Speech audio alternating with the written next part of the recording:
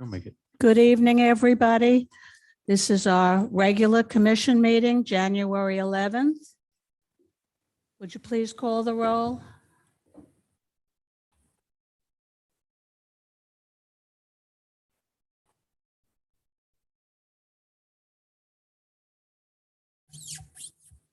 Good evening. Mayor O'Happen, Here. Vice Mayor Kennedy, I'm here. Commissioner Gonzalez, Here.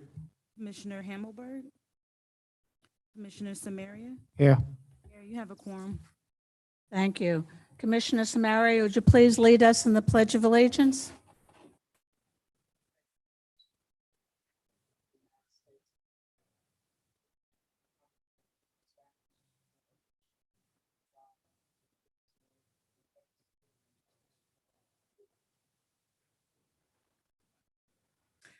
Thank you.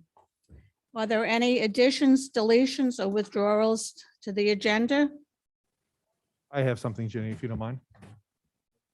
So Okay. recently, we have been contacted by I've spoken with some residents of Biscayne Park, and we've been contacted by residents of Miami Shores as well, who have asked us if we might have an opinion on the rezoning and land use map changes taking place over on Biscayne Boulevards in regards to some development along the canal there. So I'm not going to request that we put it on the agenda, but if any other commissioner has an interest in us having that conversation, I would second that and be happy to do that. Yeah, well, I certainly do. I was going to bring it up. I'm glad you brought it up, but I was going to bring it up. I've been following the situation closely, and and part of the plan is to include a gas station on that lot adjacent to the canal. And I think that would be a horrible situation for us environmentally and for the community in general. So I think that although, we don't have much to say on the topic as far as Miami Shores is concerned, I think as a community, I think that it's valid that, we. So would you support that being on the agenda? today? Absolutely. Can we put that on the agenda tonight and probably pass it? Well, can we put it on under new business and make it the first item under new business? I think it might be a quick conversation, and then we can get on to our own local business. Would you guys be okay with that? Yep. Okay, new business we're going to add.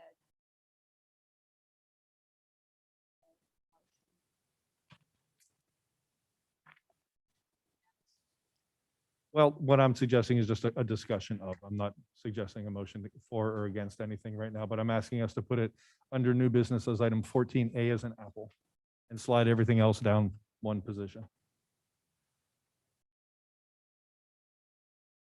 Okay, are there any other additions, deletions, or withdrawals?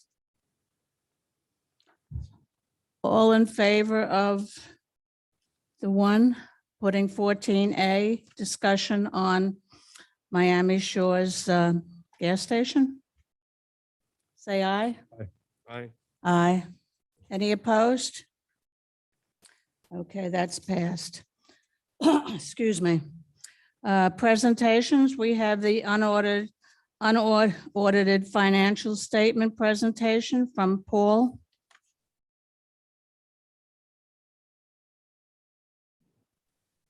Good evening. Can you hear me? Good evening.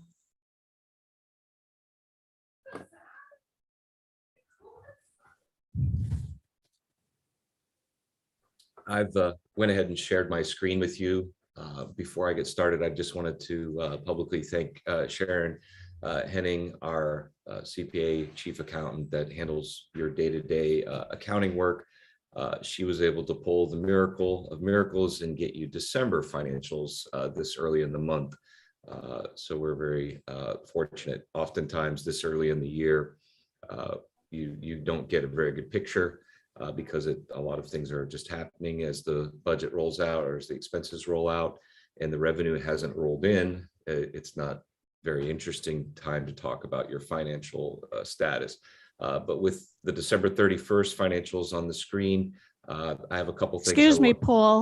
One Yes. second. Can you speak a little louder or put Oh, your sure. computer a little louder, please? I'll try. My mic was a little bit. I'm sorry to interrupt. Paul, are you showing us December? Yes. because on our package, all we got was October and November. This is the first time seeing December now on the screen.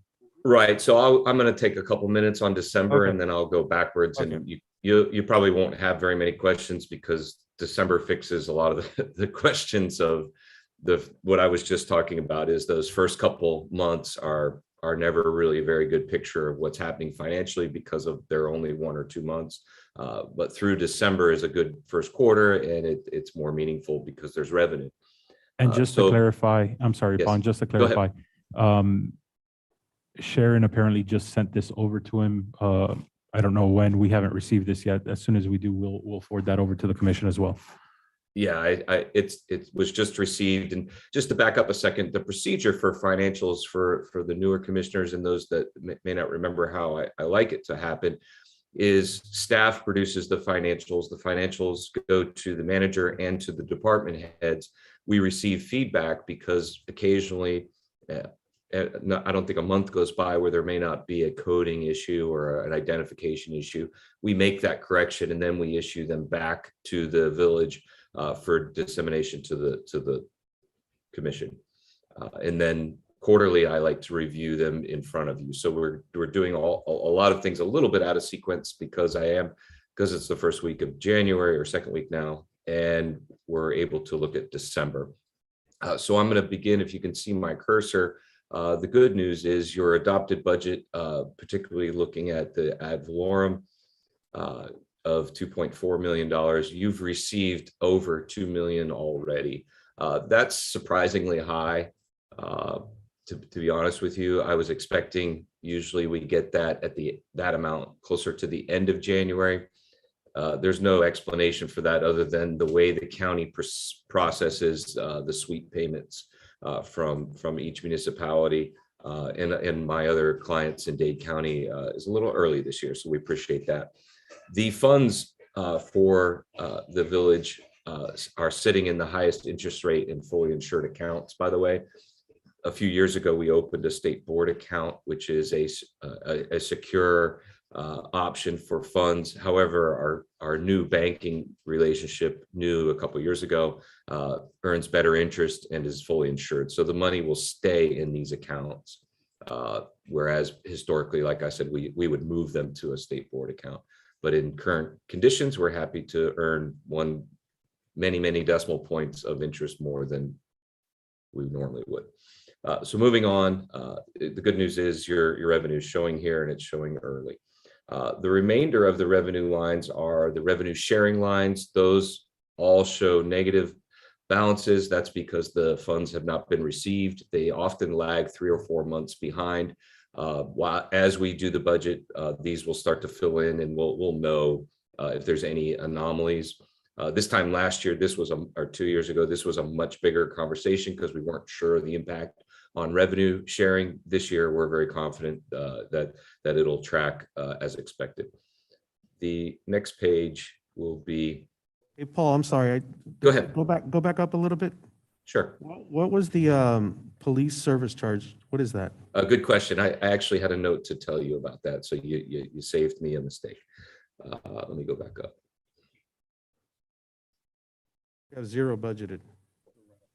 Yeah, so my cursor is really sensitive today, so I apologize for the flipping. I had it in it. Just as I let go of it, it jumped up. Okay. Let me go back up to revenue. Okay, so the police service charges are an unbudgeted item because they are the off-duty income. The municipalities and various entities that pay us for our off-duty services, those have to go through our books.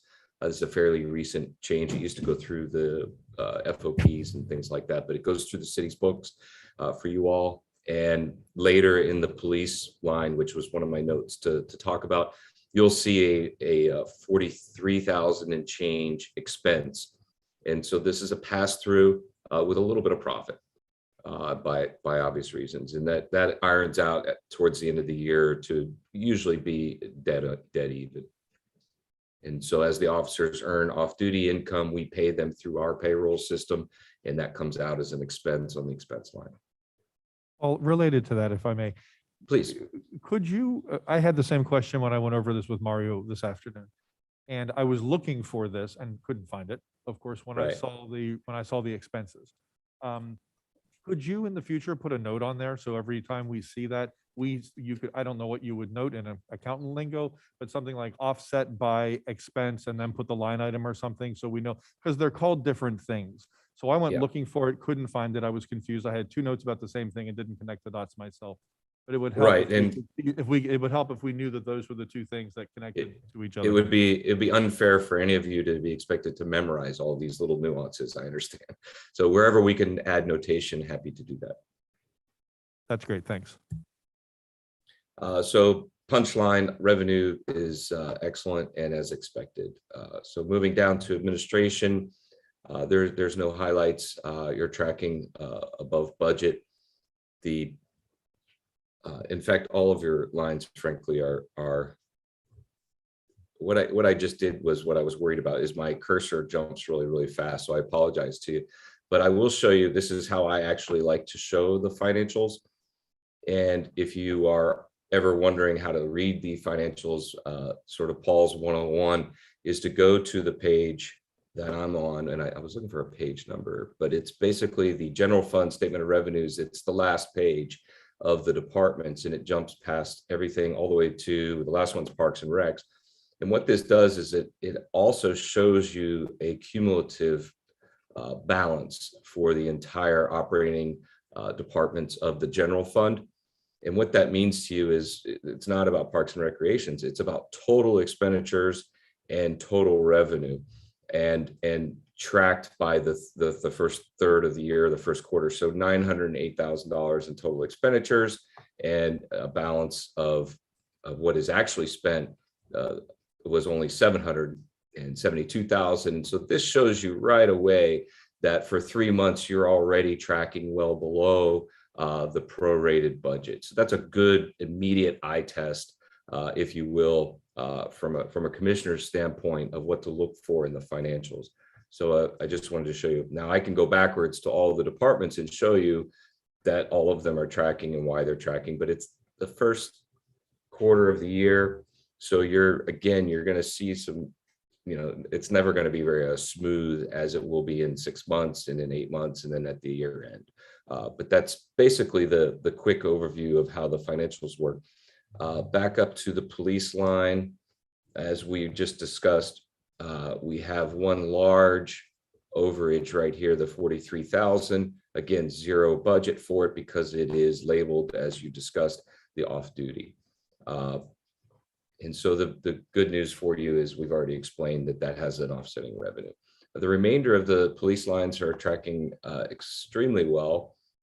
It's, just because I've done this almost 5 years now, you used to have a lot of anomalies in your pay and throughout your use of overtime.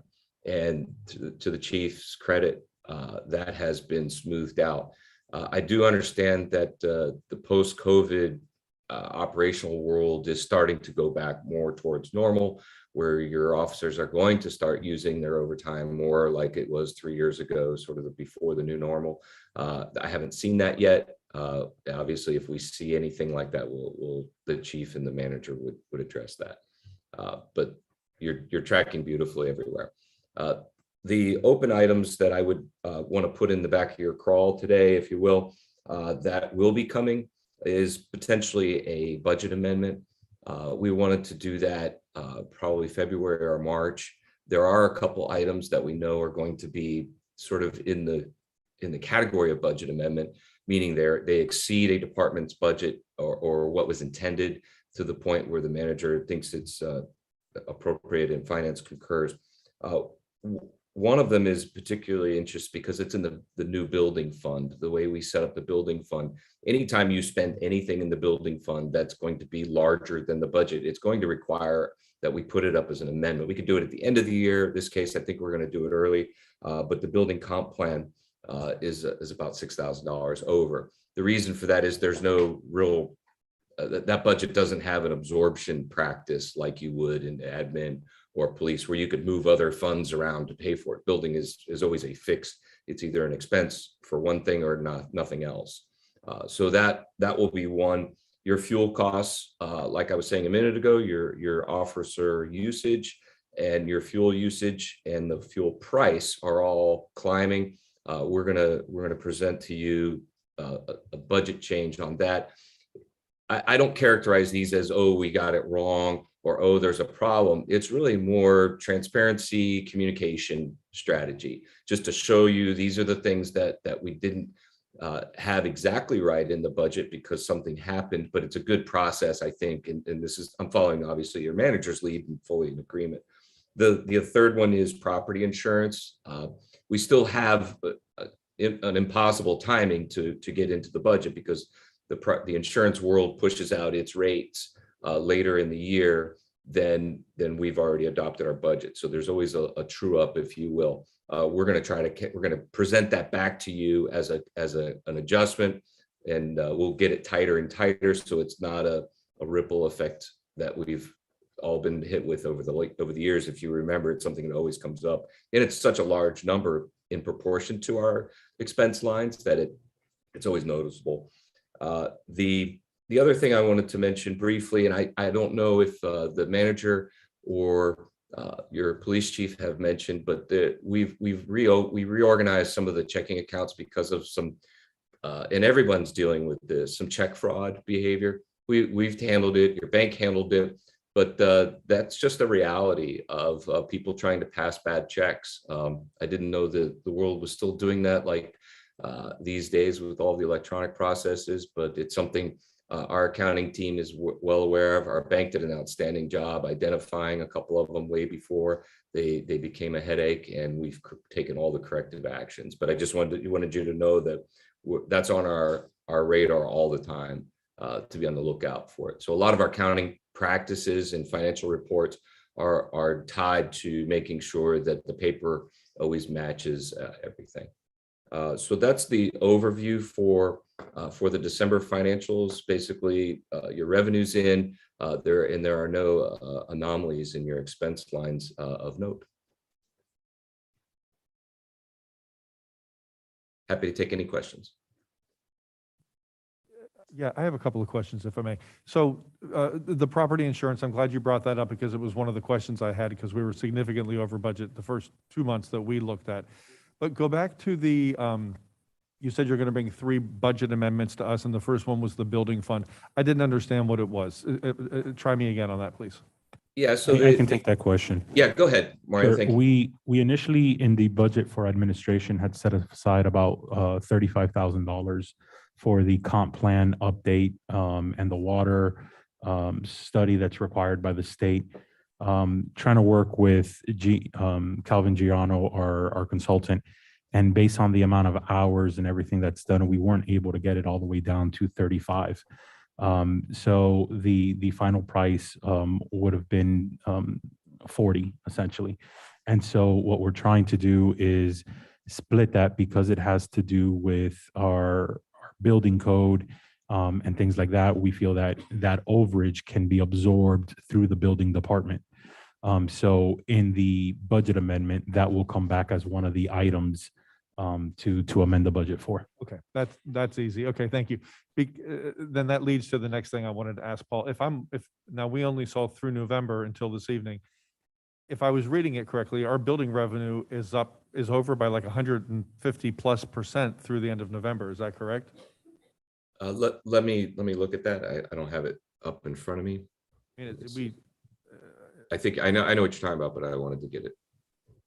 it's really significant. So what Mario just described to us would be easy for us to absorb from that department based on what we saw for October and November. Yeah. I think I found, this is road.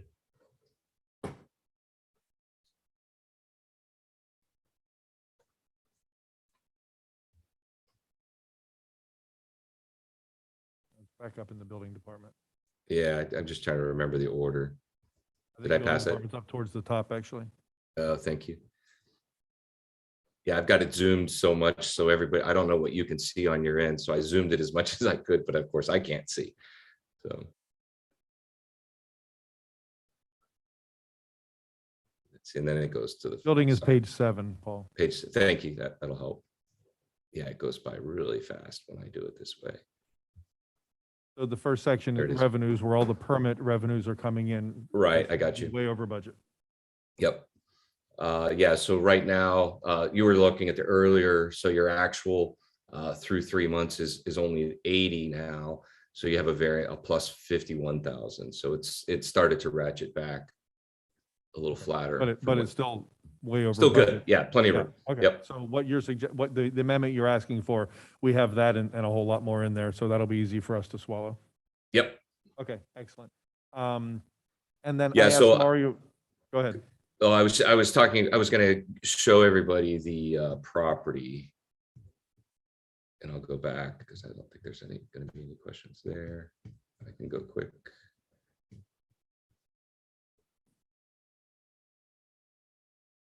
Just to give you what the property looks like as of December. Oh, that'd be helpful. I pushed the right button. Kept pushing down, thinking I was pushing up. All right.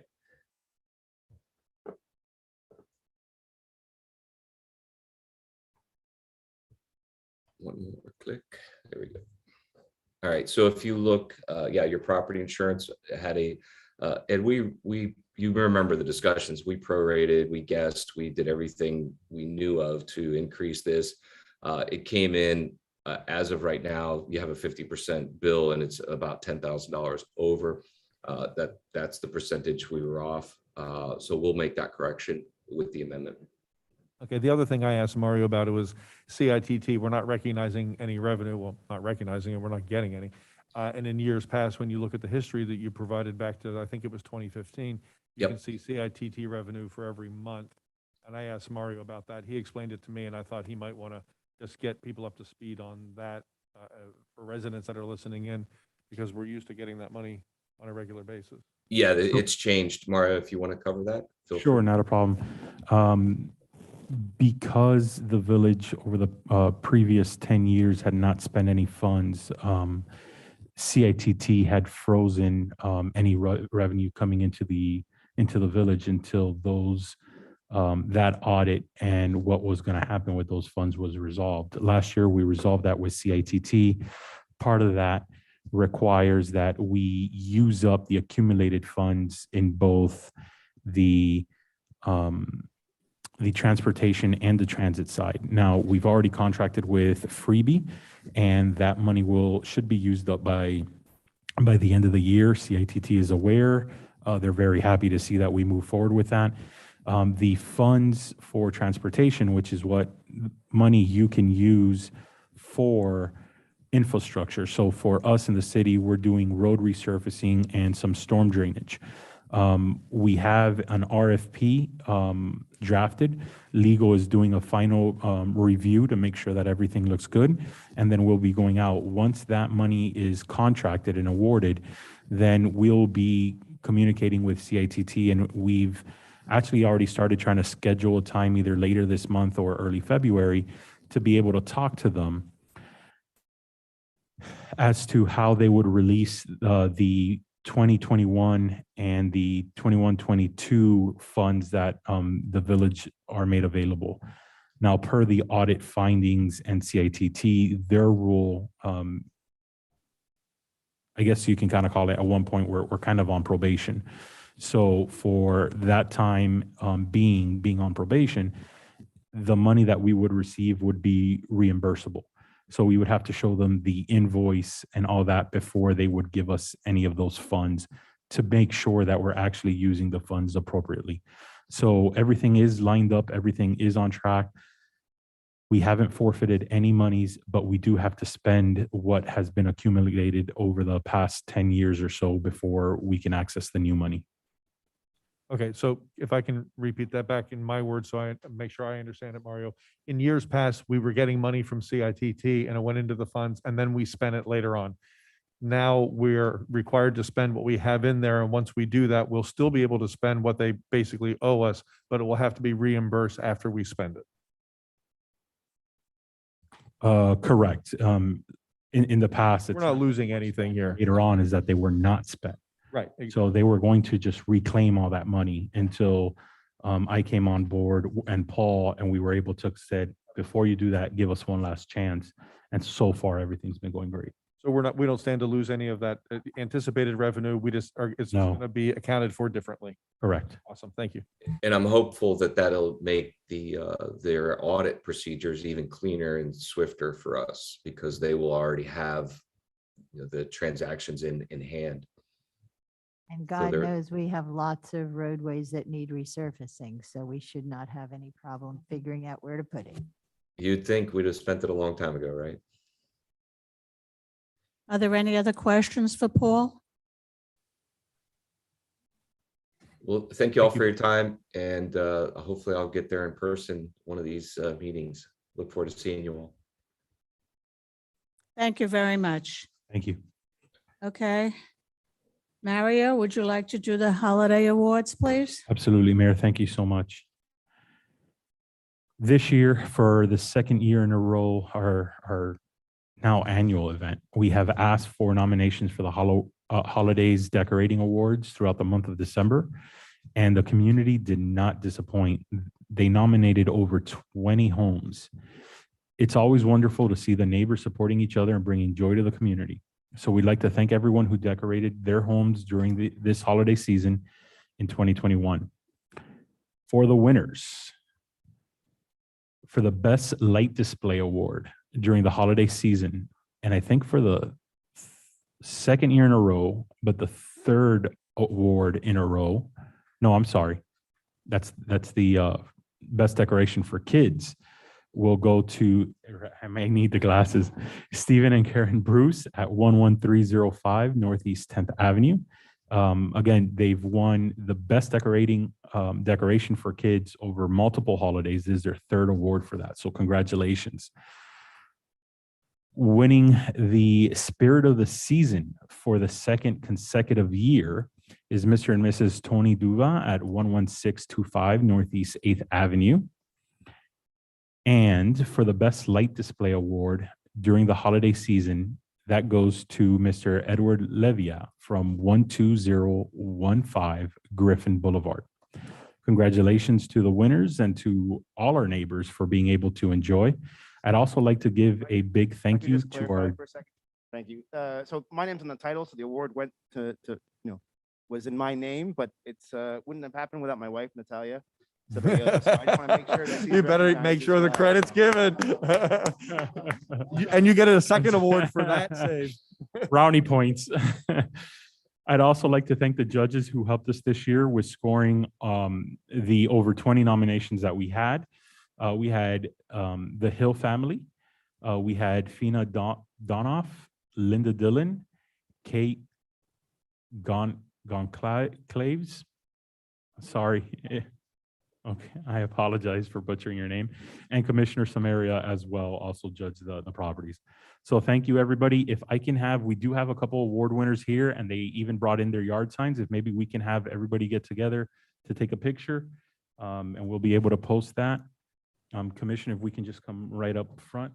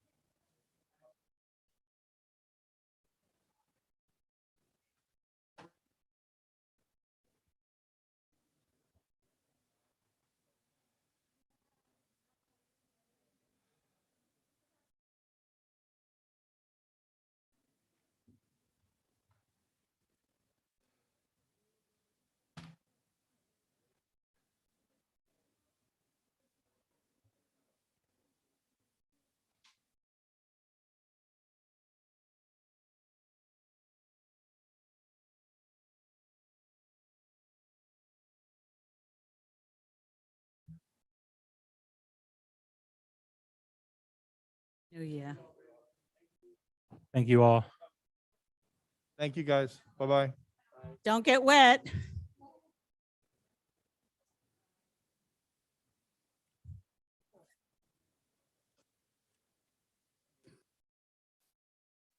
Okay.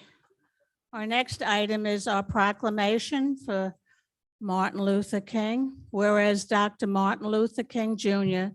devoted his life to advancing equality, social justice, and opportunity for all, and challenged all Americans to participate in the never-ending work of building a more perfect union. And whereas Dr. King's teachings continue to guide and inspire us in addressing challenges in our communities. And the King Holiday and Service Act, enacted in 1994, designated the third Monday in January as a National Day of Volunteer Service. And since 1994, millions of Americans have been inspired by the life and legacy of Dr. King to serve their neighbors and communities on the King Holiday. And serving on the King Holiday is an appropriate way to honor Dr. King, meet local and national needs, bring neighbors together, and strengthen our community and nation. And the King Day of Service is the only federal holiday commemorated as a National Day of Service, a day on, not a day off, and offers an opportunity for Americans to give back to their communities and make an ongoing commitment to service throughout the year. And each of us can and should contribute to making our community better with increased opportunity for all our citizens. Therefore, be it resolved that I, Virginia O'Halpin, Mayor of the Village of Biscayne Park, Florida, joined by the entire commission, do hereby proclaim January 18th, 2022 as Dr. Martin Luther King Jr. Service Day, and call upon the people of Biscayne Park to pay tribute to the works of Dr. King through community service projects on this holiday and throughout the year. Links to local service opportunities have been posted on the village website.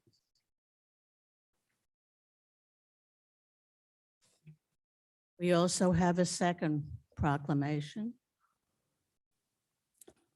And that is the concept of having a police force has evolved throughout history from being part-time and privately funded to the first full-time publicly funded American police force in Boston in 1838. And by the late 1880s, all major cities had police forces to protect public order. And there are now more than 800,000 law enforcement officers in the United States. And Biscayne Park boasts its own police force employing 10 full-time officers, not students. Wow. 5 part-time officers, 26 reserve officers, and 3 administrative officers, which include 2 commanders and a police chief, who collectively make our village one of the safest communities in South Florida. And police officers from other South Florida communities call Biscayne Park their home. And National Law Enforcement Appreciation Day, also known as LEAD, has been observed on January 9th since 2015. And those who observe the day spend it thanking police officers for the daily sacrifices they make for their communities, and turning on blue lights at home and recognized across the country as a sign of support for LEAD. And LEAD demonstrates that communities recognize the difficulty of police work and they support police as they provide a critical public service. Therefore, be it resolved that I, Virginia O'Halpin, Mayor of the Village of Biscayne Park, Florida, joined by the entire commission, do hereby proclaim January 9th, 2022 as Law Enforcement Appreciation Day, and call upon the residents of Biscayne Park to pay special tribute to our local police force by putting blue lights outside their homes, signs of support for first responders, and by personally thanking our officers on duty. Thank you.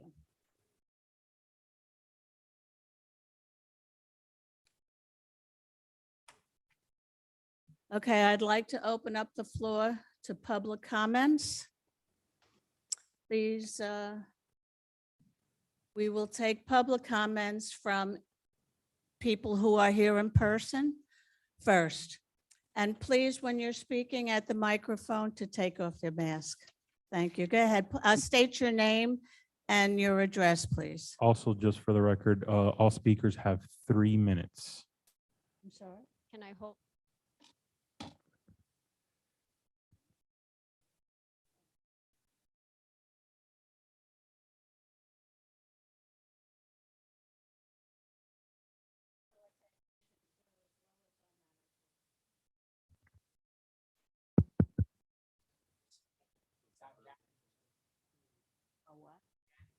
Janitor too, okay. Hello, I'm Janet Goodman. I live at 1174 Northeast 105 Street. Is this loud enough where you can hear me? Great. I live in Miami Shores, so thank you very much for allowing me to speak here tonight. Mayor, Vice Mayor, Commissioners, Manager, Clerk, thank you so much. I want your commission to be aware of a proposed zoning change and future land use map change in Miami Shores at 10500 Biscayne Boulevard, the site of the old Shores Motel. The developers wish to purchase the vacant land only if they can rezone to allow a gas station and convenience store to be constructed, as well as a restaurant and a medical building. This is misguided and a dangerous idea because this property is located on our Biscayne Canal. A gas station is an environmental danger to the canal water that flows into Biscayne Bay. And this very same canal also flows through Biscayne Park. 10500 Biscayne Boulevard is in a flood zone that routinely floods during king tides and heavy rainstorms. And my street tonight is underwater. Underground gas tanks can leak and be compromised. Gasoline and oil contaminated ground surface water runoff can go directly into Biscayne Canal. The developer of this site, Stern Development, wishes to build a Murphy's Express gas station. We have discovered that Murphy Express has a history of environmental violations amounting almost $500 million throughout the US over 20 years. The environmental consequences of allowing a gas station so close to Biscayne Canal and the bay are horrible to consider, but when coupled with this history of at best sloppy management, Murphy Express is the wrong choice for this development. The public outcry in opposition to this project has been tremendous in Miami Shores, yet the Miami Shores Village Council has already voted during first reading in favor of the rezoning and flume change by a vote of 3-2. On January 18th, that's next Tuesday, Miami Shores Village Council will vote on second reading. This will be a determining vote. Manatees, water birds, sharks, and other species of fish thrive in our canal. This development will be a disaster waiting to happen to them, our canal and our bay. I have written to all of you. I sent an email yesterday and today, and with references, with links that you can look at, different things to read there. And my hope is that your commission will contact our council and relay your concerns. Thank you. Thank you very much. Thank you.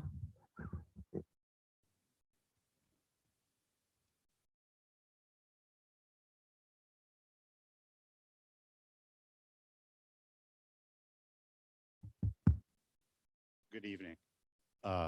My name is Salganim. I live on 1605 Northeast 104th Street, Miami Shores. I would not, like to repeat after Mrs. Goodman. What she says is true, and I second it. And we've seen a lot of, for the last 18 years that I've been living there, lots of fish goes back and forth, and this is insane to have that gas station take place at that location. I remember 18 years ago when I remodeled my house, I was asked to remove the septic tank, which is now required by the county, that is not allowed to be facing the canal. And I asked why, which was a lot of expense back then. And then they said because it leaks into the canal. And this could hurt even the wild animals in the canal. So I understand. So now it's also required to remove every septic tank that facing the canal to the front of the houses. I would appreciate all the efforts you could put to enforce that action. And hopefully we could work together since we share the canal with Biscayne Park. Thank you so much. And I appreciate the efforts you put into it. Thank you very much.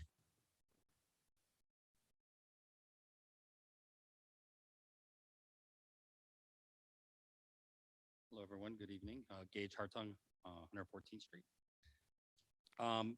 Couple things regarding the agenda for tonight. First, I was looking at the backup for the beach tennis proposal, and I just didn't see any type of what is the cost estimate to the village? What is the maintenance that's going to be required to the village? Because it's pretty clear that we would be burdened with that. Does the village collect any fees for this service, or are we just letting them use our property without any? I didn't see anything about us collecting anything from them.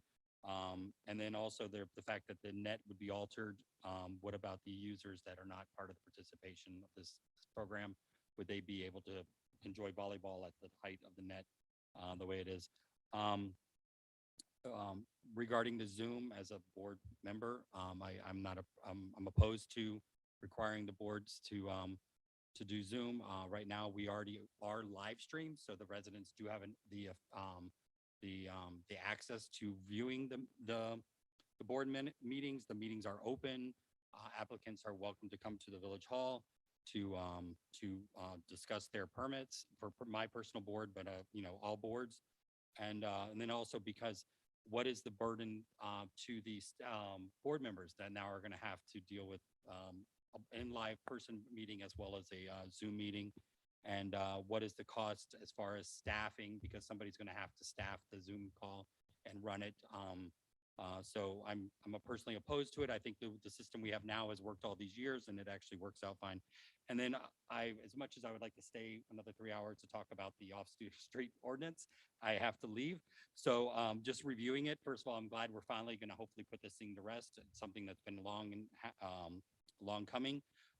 My question, and hopefully somebody can bring this up later, under the 5.6.8E, it says surfaces, and it says shall be of one of the following materials. Is that really the intent? Is that somebody can't have like concrete with a brick border on it, or can't have, it says one of the following. So I don't know if that was the intent. So hopefully when you do discuss it later, I won't be here. You will, somebody will look at that and discuss that, because I don't think that's the intent. Okay, I'm over my time. And then the P&Z has not had a chance to address the color palette yet. So Thank you, Gage. Anyone else here want to speak?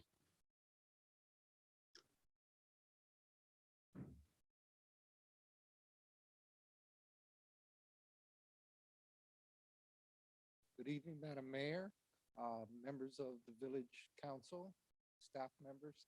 My name is Robert Menji, and I live at 1102 Northeast 105 Street in Miami Shores, Florida.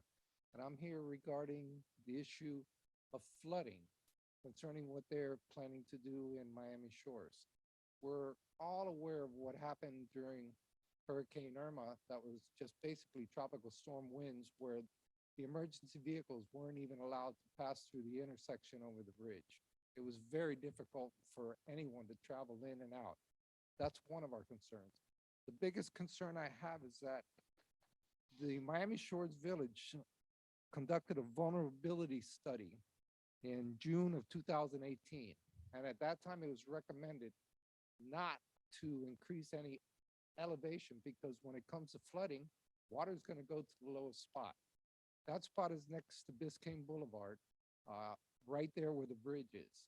Any water that enters that property is going to drain into the surrounding neighborhood and Biscayne Canal, causing environmental impacts and flooding impacts to the community. It's already been proven, and the study is saying that.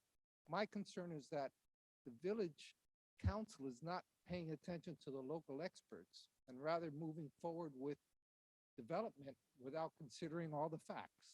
And we're hoping that you may be able to bring this to their attention or understand our concerns, because what happens over there eventually will happen here in the village of Biscayne Park.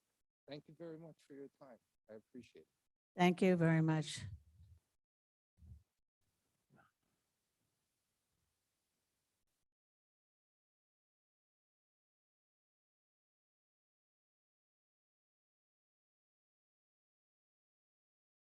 Good evening, everyone.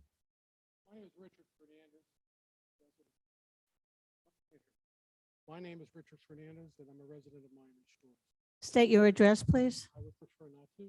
I Oh, would be a okay. Post office box if you'd like. PO Box 530676, Miami Shores, Florida 33153. Thank you, Mayor. I think one of the things that you need to understand about this, like Mr. Menji over there. Mr. Menji is a true expert, a qualified expert in court of law, federal, state, etc. He worked for the county for quite a while. When we're talking about these water quality items, when we're talking about flood zones, he's the guy who really knows a lot about it. All right. He's a true expert. The council in Miami Shores attempted to squelch him and not allow him to speak, the same things they didn't want to hear. Can you get closer to the mic That's for very us, difficult. please? Thank Or if you want to bring the Hold it up. microphone off. Is that better? You can hold it as well. That's true. There you go. I was on the Planning and Zoning Board for some 20 years in Miami Shores. I was chair for, I think, 19 of the 20 years, and I also served as a village council member there. When the first comprehensive plan came up, I was chair at the time, along with 7 or 8 amendments that took place thereafter. Very much involved with it. In the early years, I wrote a whole bunch of that stuff. In cooperation with a consultant that we have, as years went on, there were more requirements, it became more technical, we went a little different direction. Not to mention the great people I had on that board with me all those years. I was squelched attempting to make public comments by our own council. And I wasn't the only one. Robert wasn't the only one. There were others who were true experts in this field. The council is being led by one individual who, for whatever reason, has decided that he is God's gift to Miami Shores. He was the member of a very big law firm here in town in the real estate section. Well, guess who the attorneys are who are presenting this to everyone in Miami Shores? His old firm. And at the last, it was the first hearing, I think it was, when it was completed, and there were people who saw it as well as I did. They got done with the presentation, and this council member ran out from behind the podium to go and yuck it up and slap it back. Heads nodding, slapping him on the back as to, oh, what a great job, what a great presentation. This same council member wrote documents in support of the applicant, contrary to what the city attorney had said, privately and publicly. Mr. Dion, is it? Your city attorney? Dion? What if he came to you and said, you guys shouldn't be talking to each other, directly or indirectly? Would you listen to him? What if he said, hey, you shouldn't be going ahead and essentially writing things that are communications with other parties and put it in writing publicly? And they kept on doing it. All right. I think what you're looking at here is something where it's a bigger project. And the bigger project is, the real goal of all of this is the Miami Shores Country Club. They want to develop that club, and this is a first step to doing that. You get the comprehensive plan opened up for reconsideration. You rezone that piece of property over there, which then would permit the zoning, but you're actually changing the comprehensive plan is what you're doing. And now they're going to go right down the hall, right down US 1. And when they go down US 1, Country Club will be there. Your property here in the village, abuts all that land. You'd have to have roughly 18% affordable housing. Try that as low income. Thank you for your time. Thank you very much. Madam Mayor, on Zoom, I see 3 hands up at the moment. We have Mario Carosi. Yeah, Caruso, yes, me. Hi. Mario Carosi, 11018 Northeast 8th Avenue. I had two items. One is I wanted to kind of post my comments around the short-term rental initiative you guys have going on. And my question on the next door thread was, what are we trying to solve that we cannot already solve by the common ordinances, laws, and rules that we have in place today? So we have rules to not allow parking more than X amount of cars. They must fit in the driveway. We have rules and laws that says you cannot be allowed to disturb your neighbor past 11 o'clock p.m. So what I'm trying to get at and hope you guys consider is, let's not implement rules that will just lead to more rules that are not being enforced. And if all the rules we have today solve the problem of the Airbnb guests, the unruly guests, let's not add more laws, please. My second recommendation was, is there a way that we can add all the other board meetings, the zoning meetings via Zoom? I travel a lot for work and I'm not able to attend a lot of these. So this meeting, for example, today, I wouldn't have been able to attend. So it's great that you guys have it on Zoom. We already have that technology in place and it's common practice nowadays. I request that if you guys can just put them all on Zoom for folks like me. That's all I got. Thank you very much. Next, I have Jill Greuken. Hi, good evening. This is Jill Greuken. My address is 12010 Northeast 11th Court. I want to talk about 3 things as quickly as I can. The first thing is I'm the vice president of the Biscayne Park Foundation. I'll be giving our report later, but for members of the public that may be watching, we are working on hosting a make your own Valentine's Day card activity at the rec center with a tentative date either Friday, February 11th in the afternoon, evening, or on Sunday the 13th in the early afternoon. The activity would be for both kids and adults, anyone who likes arts and crafts and showing others that they care on Valentine's Day. Cards can be made for people's school friends, siblings, parents, and of course for Biscayne Park neighbors.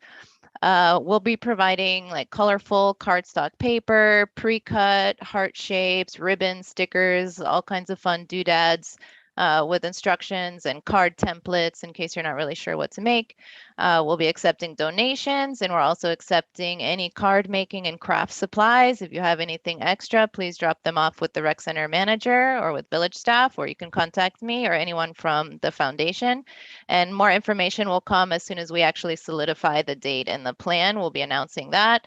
And later I'll give the foundation's report. My second thing is the Biscayne Park Safety Watch, which I am the chairperson of. We are planning a general community meeting. We're working together with our community officer, Dwayne Wynn. He's great. Due to COVID concerns, the police department is not ready to host an in-person meeting quite yet, not until March. So we are aiming for March and we'll be planning that and letting everybody know. And then thirdly, just on my own personal behalf, I wanted to comment on a couple of things from the agenda. One is I saw the minutes from the arts board meeting and I saw that they have an idea to potentially host like an art installation or art exhibit during next year's Art Basel. I think that's super fantastic. What a great idea. I hope it turns out. I hope we can do that. That would be so exciting for our village to participate in the arts in that way, in such like a cool, modern, hip way. I love it. Second thing, Zoom for committee meetings and board meetings. I'm all for it. I love it. Watching things on YouTube streaming is great so that people can see, but you can't participate. And in today's modern world, in order to participate, we've got to be on Zoom. That's just the way things are. And I personally love it when people participate in government affairs, especially local politics. Last thing real quick, the beach tennis for the rec center. I think it's a great idea also. I did see that 70% goes to the rec center fund. So I guess the instructor or the company or whatever, they keep 30%. That's what I read. I'm not sure. And we keep 70%, and the maintenance is just maintaining, it looks like to me, from what I read, it's just maintaining the volleyball court, which pretty sure we already do that. So just keeping it in good shape. I don't mind about lowering or hiring the net level. I've never seen anyone play volleyball there ever. So I think Thank you. that's You want to wonderful. finish your? Yeah, all done, all done. Thank you so much. Okay. Madam Mayor, next I have Janie Anderson. Thank you. Janie Anderson, 11th Place and 119th Street. Regarding short-term rentals, I think one of the critical elements that you guys have to keep top of mind, they are in fact commercial enterprises. Think hotel, motel, guest house. And the transient nature makes them not even really belong in a 100% residential neighborhood, which, okay, I understand we're too late to really do too much. But what we certainly should be able to do is enact the most stringent possible regulatory legislation. You know, there's talk about, well, what other ordinances we have, such as the landlord ordinance. But fact is, you need very specific, very comprehensive legislation for this. Those other ordinances are simply not comprehensive enough. And you'll probably also hear the individual property rights issue. The thing is, in a civilized society, and when you make a decision to move into a 100% residential neighborhood, those individual rights have to be balanced against the good of the whole. Zooming board and committee meetings, I am, as a board member, I am 100% for that. Live streaming is very nice, but it's only half the package. You can't participate. And with code and P&Z particularly, you need people to participate. Even if it wasn't for COVID, it's 2022. It's time to make it easier for people to be involved. But certainly now, the fewer people in a confined space, the better. Which leads me to Saturday's 4 hours of ethics training. With Dade County's positivity rate being well into 30% and seeing, unfortunately, more and more people going maskless, figuring that will probably be what happens Saturday. You're going to have a significant number of board, committee, and elected officials there. People are going to be without masks. We're in a confined space for 4 hours. With food being served, people will possibly be eating, drinking throughout the event. Again, no masks on. Is this really necessary right now? I mean, I understand elected officials have a certain amount of hours in a year they have to participate in. I'm not sure the same for board and committees, and as valuable as the training is, and it is, does it have to be done now, or can it not be done remotely? Thanks. Thank you. Madam Mayor, lastly, I have, oh no, the last hand went down and I'm not sure who it was, so.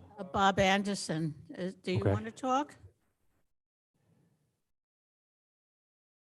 Are we gonna try to give it a shot, Bob? Okay, I put my hand down because instead of repeating what Janie Anderson was saying, it's Bob Anderson, 11th Place, 119th Street. I definitely think the boards ought to be Zooming, so this can be more, people can be involved in it with what they're doing.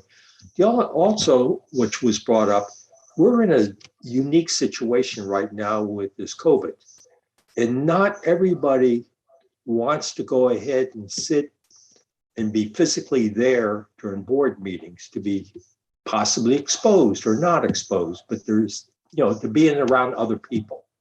So I think this is a great opportunity to keep the Zooms going so you can get more participation and not have more people crowding around a certain area. Thank you. Thank you. Madam Mayor, I don't see anybody else, and there's no one else in the room. Is there anyone else? Okay, public comments is closed. Madam Mayor, if I may, I know it's normal for the commission to reply to comments, but if I may just interject and respond to the question with regards to the beach tennis that was brought up in public tennis, in public comment. May I? Sure. Thank you. The maintenance does not change for the village. We will continue to maintain the volleyball court as it is. It takes place on that. So the regular maintenance continues. The revenue split is actually 70% for the vendor, 30% for the village. They are providing all the equipment that they need. Basically, the only thing that we're doing is either lowering or raising the net. It should be part, if you go on and reading from their proposal, Village of Biscayne Park responsibilities, convert the Edberg Park beach volleyball court into the beach tennis court, which is just lowering the net to a 5'7" height. This is the official net and height of the beach tennis, and the kids will still be able to play volleyball in the event. We could raise that back up as well since we are lowering it and installing the beach tennis net. Sand and the court maintenance, which is what we do routinely, and replacements of nets or lines as it may be needed. The vendor is providing first net, first line, balls for classes, events, and tournaments. So all of that information is listed in the backup there. They are charging for their lessons. They have private lessons, they have group lessons, they have closed group lessons. Essentially, what this ends up doing is allowing almost a rental agreement for the volleyball court so that they can take place, and then there is a revenue split for us. The schedule, they do have a proposed schedule, but that will come with an approval that we would have to give them as well, so that they can make sure that we have it available in case there's any parties or anything like that for that. So there are provisions in there. There is no upfront cost or anything like that to the village. And I hope that answers your question. If not, we can also speak after the meeting. Thank you, Mario. Are there any other commissioners that want to respond to the comments? If I may, Ginny. So Mario, we don't need to go back and forth on the net on the volleyball court, but I read the proposal as well, and I got something else different. I got something different than you did from Mario. It says that we're responsible, from what I read, to replace the net. We have to install a beach tennis net, and I don't see that it can be put back up. We would have to be replacing the net and putting back the volleyball net as we want it, because it sounds like it's a permanent change on there. No, it won't be a permanent change. Okay, well, it says, and it sounds like we have to buy the net as well. They're providing the net and the line. Okay, I'll have to read that again because I was certain that we were going to have to do something with the net as well. At any rate, we'll make sure that you're saying that ISA is able to maintain the volleyball court for people that want to play it. Yes, sir. That's fine. Okay, I just want to say a blanket thank you for the folks from Miami Shores who joined us here tonight.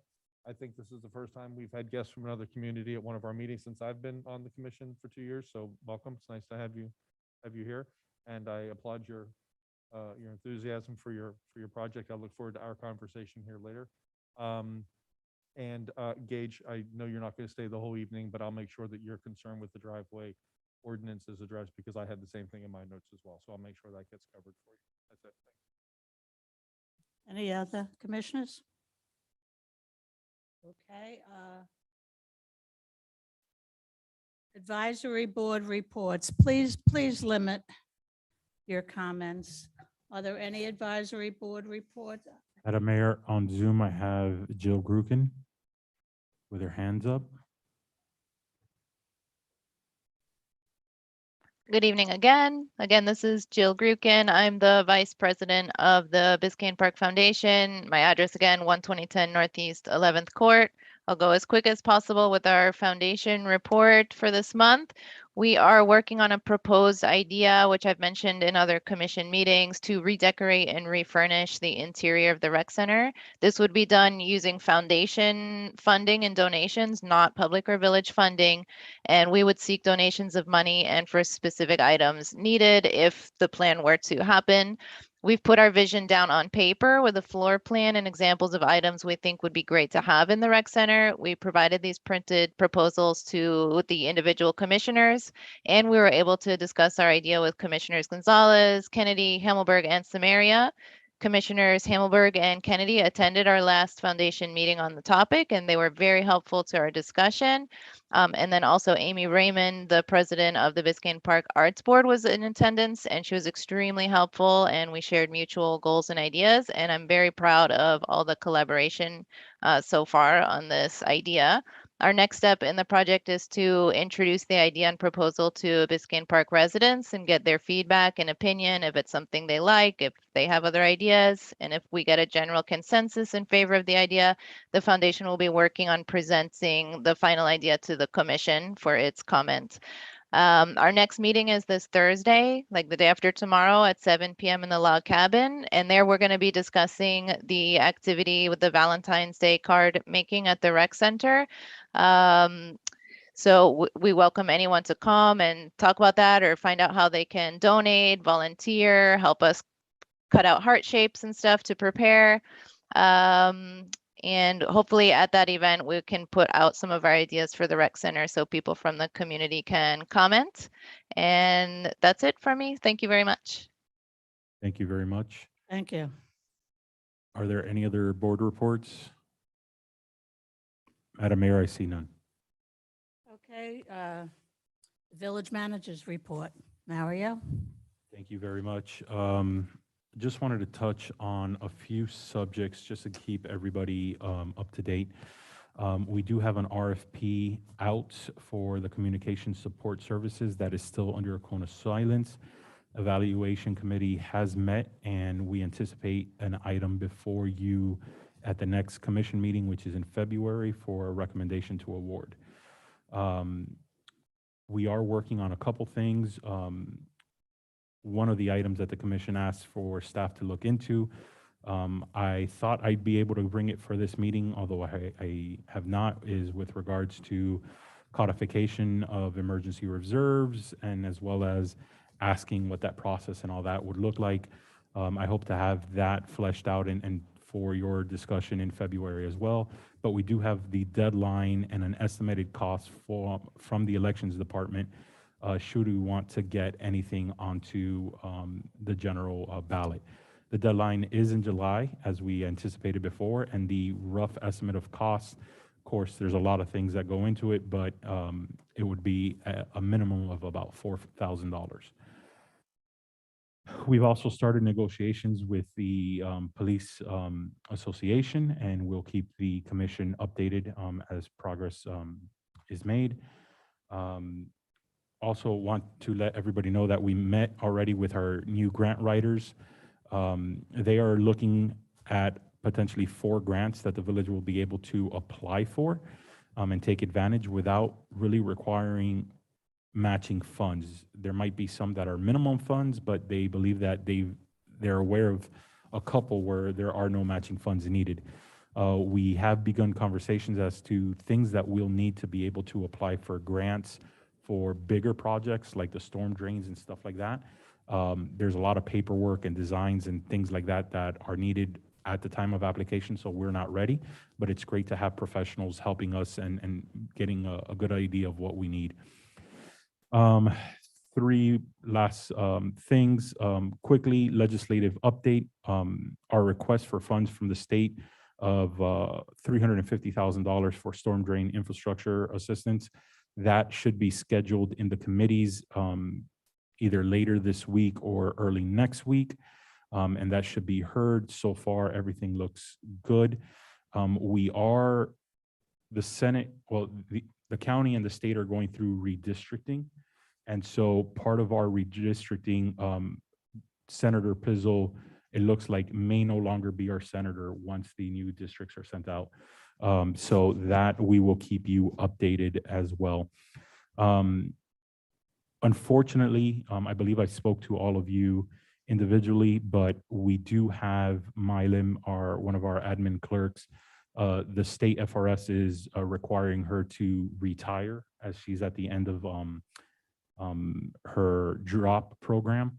And so although we'll be doing something for her and we'll recognize her at February's meeting, I do want to hire someone that will be able to replace her and have a crossover for training purposes and things like that. That is going to take us over budget. But I will be bringing the exact amount with whatever is allocated not only for Milam, but whatever additional cost on that new employee for the overlap as a budget amendment as well. So I just want to make sure that you are aware of what's happening and why that's happening the way it is. She doesn't want to retire, but state told her you either retire or you lose everything. So she's going to retire. And lastly, very important, our contract with our auditors are up. We need to go back out to procurement. The procurement that we had, even if we wanted to extend it, does not qualify to be used for the federal funds that we received from the American Rescue funds. So we need to do it in a way that it will meet the federal guidelines. That is all ready to go. Legal is done. However, legal, thank you, Valerie, for the eagle eye on it. Florida statute requires that one of the members of the governing body, which is you all, must be the chair of the evaluation committee to be able to determine the criteria for the RFP is correct and then go through that process with me. I cannot be on that, nor can staff. I do have outside professionals. At this moment, I have confirmation from the chief financial officer from the village, from the city of South Miami. I have a finance director from the city of Miami Beach, and I am pending a confirmation from the city of Coral Gables to be part of the evaluation committee.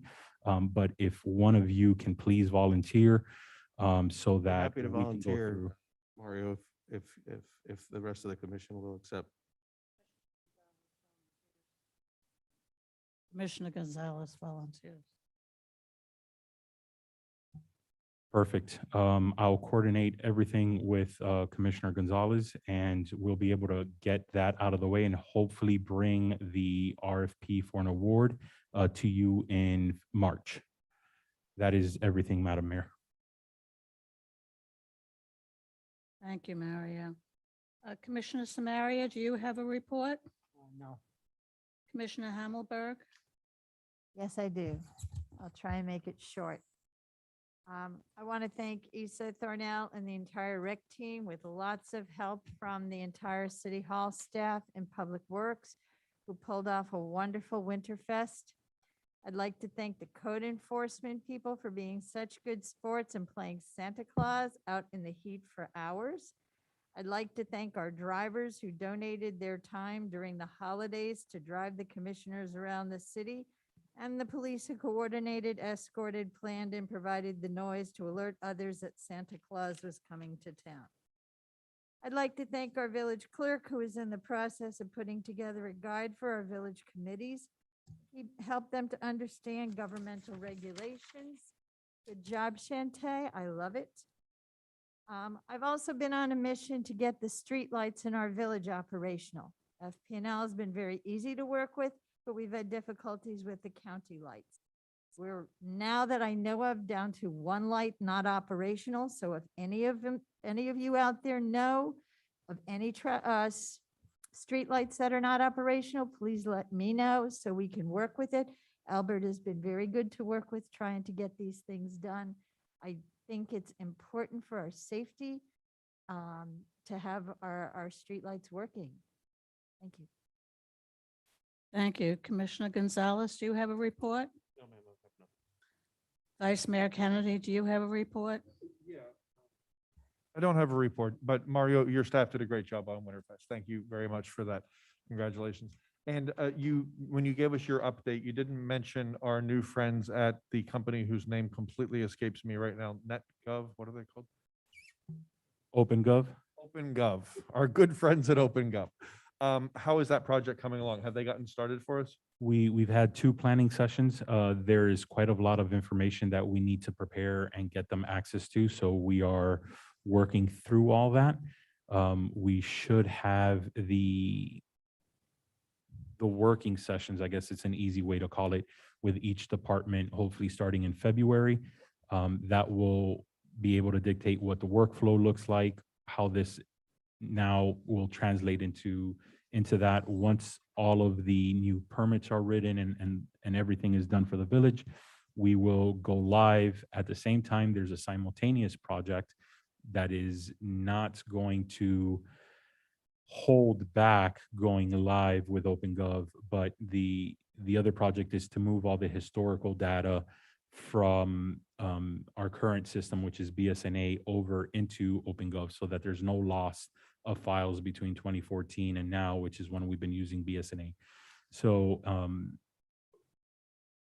it's 2 projects. I'd love to say it's, multiple teams doing everything, but it's essentially we have about 6 OpenGov employees, all with different roles within that project, and they're handling both projects. So we're on schedule. I think it was 6 months, they said. Yes. Okay, awesome. Yes. And then all the scanning, the imaging services, that's moving forward as well? Yes, that company has a call with our village clerk, I believe either this week or next week, to be able to start and coordinate when pickup is and what that process will look like. You got lots going on simultaneously. Thank you. Okay. Our consent agenda, I'll entertain a motion. I'd like to make a motion to approve the consent agenda. I'll second that. Dan Samaria makes a motion and Commissioner Hammelberg seconds it. All in favor, say aye. Aye. Aye. Aye. Any opposed? Okay, we're up to ordinances. 10, ordinance 2022-1. Ed?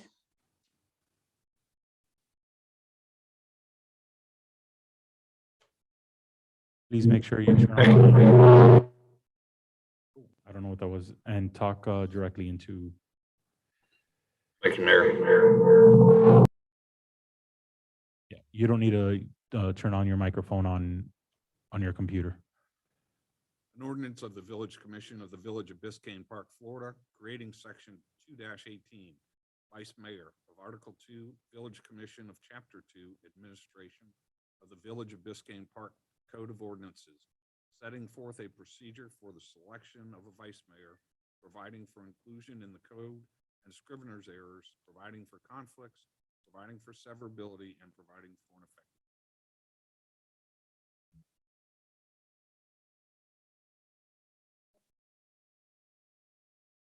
Yeah, I'd like Gage's,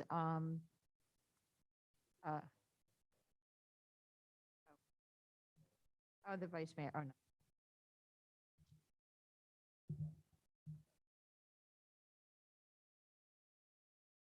Commissioner Hammelberg?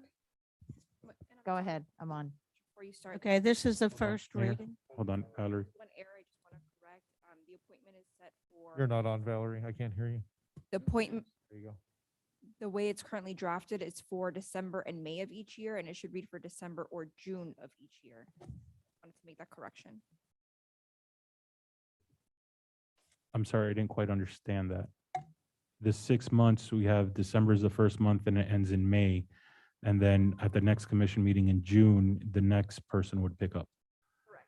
So that's why it should read December and June for the appointment. We do the appointment the evening that they Okay. start their So term. the last day of vice mayor would be the commission meeting. Okay. Yeah. Okay. Okay, can we have a motion on that? I'll make a motion to approve ordinance 2022-01, ordinance for the first reading, setting. Well, are we going to finish the discussion? We didn't have a motion. Actually, we should have a motion on the floor. Can we have a second on that? I'll second for discussion. Okay. Okay, open up the discussion. You want to discuss that, Public comment. Vice Mayor? It's, Oh, I'm sorry. Is there any public comments on that? Madam Mayor, I see none on Zoom. Okay, is there any discussion from the commissioners? If no one else has anything, I have a couple of quick things. First, Valerie, thanks for correcting the dates. So regarding the dates, I'm totally fine if we leave it December, June, but I had a conversation with Valerie about this afternoon.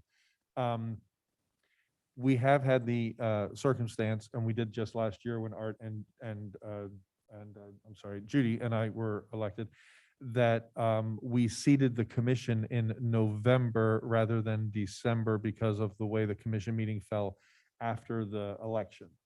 So if we keep this to say December and June, we could find ourselves in the situation again of seating a new commission in November. And if the person who was the sitting vice mayor did not run for reelection or lost their reelection, and that would have been the case with me last year had I lost, we wouldn't have a vice mayor. So we either may want to consider amending it some way to say it starts with the seating of a new commission after a mayor is selected, then the vice mayor rotation starts and runs for every 6 months after that, or have some provision in there that when that happens, that the mayor or somebody would have the authority to appoint someone to be a vice mayor for a period of time until the 6-month term started rotating through. So I only thought of this because that exact scenario would have happened last year when the three of us were elected. So if we are concerned enough about that, we may want to tighten that up, and it could be, it could be several different ways. So does anyone have an opinion on that? It didn't seem to ever affect the board all these years. Well, it didn't this last time because I was the vice mayor and I got reelected, so I continued being the vice mayor until December. But had I not run for reelection or had I lost, then we would have been in a position without a vice mayor. Look, I think a simple solution is just for the mayor, in a situation like that, for a mayor to appoint somebody temporarily until and that's it. and I'd be totally fine with that. Is that, Valerie, I don't know if that changes our reading here of an ordinance because of the title and everything. Okay. So that was my one comment. And then the other thing is if we have a special election or someone is appointed to the commission, because there is a provision for that as well, that the commission can appoint another member in certain circumstances, that those people, the way Valerie has it written, they would slot into the person they replaced. The other way to do it would be to put them at the end of the line, but I'm fine with the way it is. But I just wanted to bring that up because it was the other option. So I'm happy approving it as is, but if there's support for us to have Valerie add language in there that if there is, however she would word it, that if there was a circumstance that we were without a vice mayor for the reason of a reelection or whatever it is, that the sitting mayor could appoint someone to finish the term of the existing vice mayor until the next rotation starts.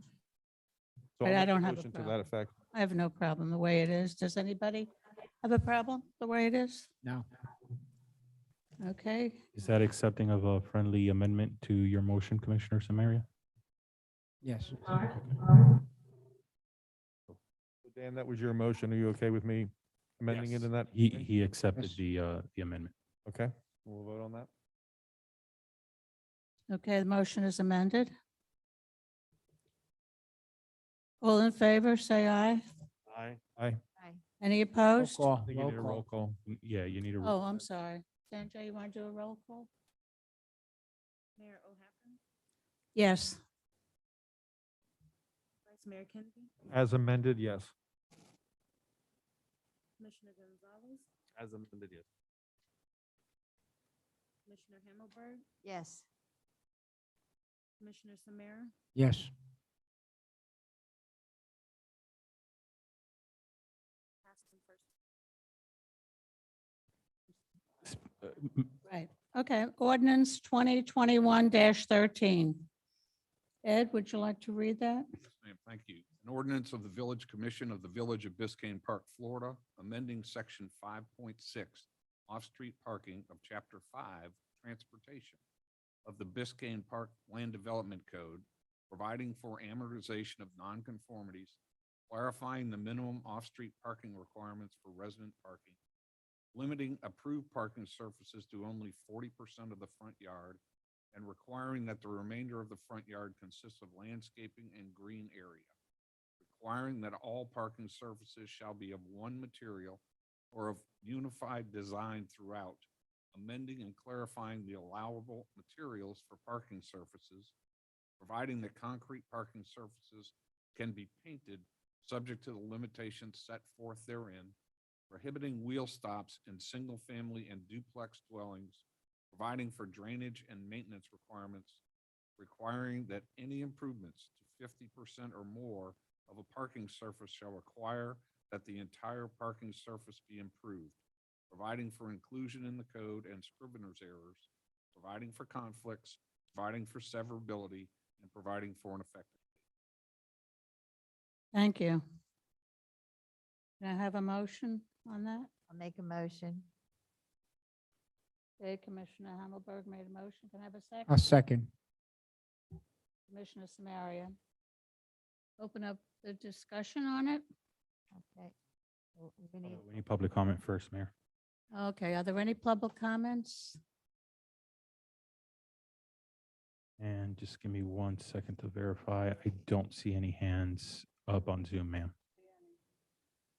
Okay, public comments is closed. Any discussion? Commissioner Samaria, did you want to discuss that? okay, E needs to be changed where it says with only one of the following materials. It needs to say one of the materials or a unified design. Can you repeat which section that is? That is 5.6.8. 5.6.7E.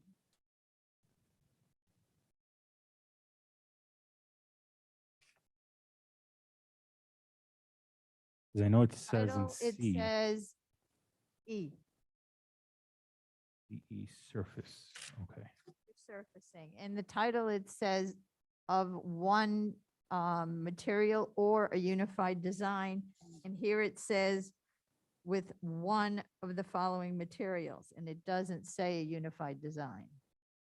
Somewhere else it says unifying design, Valerie, and I looked for it and couldn't. C as in cat. C. All parking surfaces must have an improved driveway approach across the Your street, microphone's not on, Valerie. which shall be of the same material design as the remainder of the approved parking surfaces. All parking surfaces shall be of one material or of unified design throughout. So in your opinion, Valerie, does that take care of the concern with E? Because it does seem to be, when I read it, it seemed to be a bit contradictory, but it's very clear up above where you just read. Should we just, should we repeat some of the language down there? One, you could just remove.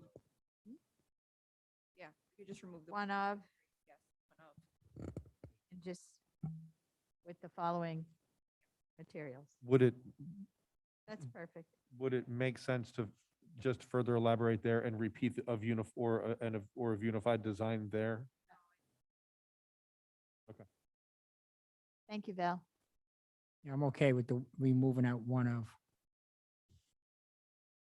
Any other discussion? I on just have one question, on 5.6.1, where we talk about giving residents 1 year or till January 2nd, 2023 to comply. What happens on January 3rd? As far as, what happens to the residents that don't comply? They can on be January? They enter, cited. they can be cited. They can be cited. Okay. Just that's it? They can be cited. Like any other code can be cited? Okay. I would like to see our code maybe a month or two prior to that happening, at least send out notifications to the people that they're concerned about to give them a heads up. Because not everybody is going to be aware of this.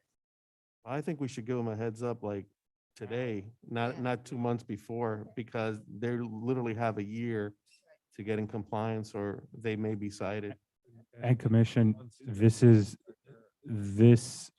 well as some of the new ordinances, is one of the main priorities that the new communications contract will help the village to better communicate, be able to show a comparison, what's allowed, what's not allowed, and what they have to do prior to, and then also with the follow-up. So this is a top priority that I have so that we can further educate and mail it or door hanger or whatever we need to do for the entire village, not just post it somewhere.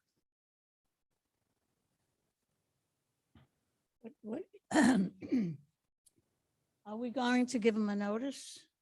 Yes, ma'am. How long a notice? Once the vendor is on board, this will be one of their first projects, and we'll continue to communicate throughout the year. Okay, is there a vote on this? I didn't make a comment yet. Go ahead. Um,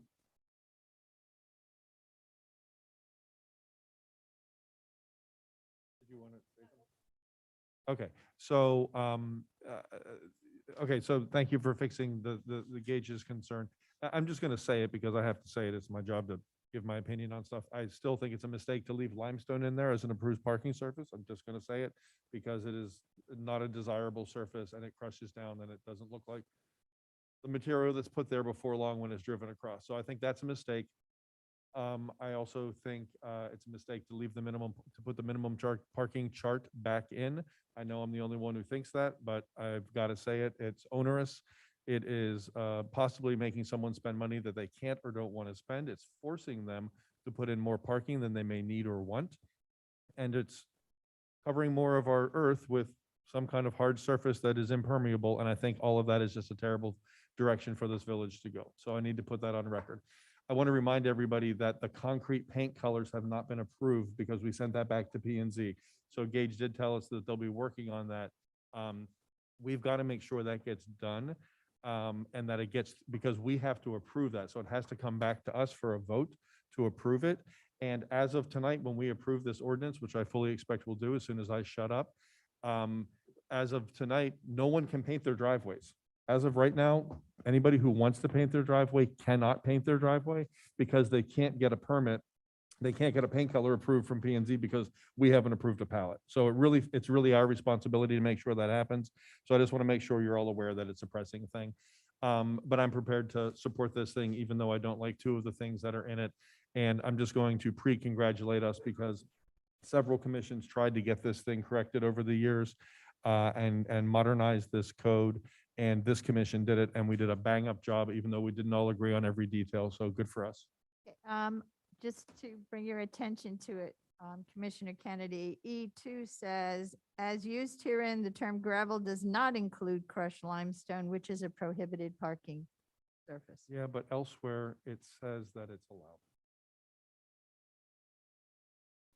So if it says it's allowed somewhere else, it needs to be It fixed. says then look down at F, gravel parking surfaces shall have a finished top layer of limestone gravel. So it's allowed to be on the top layer, limestone gravel, they're calling it, and it's allowed.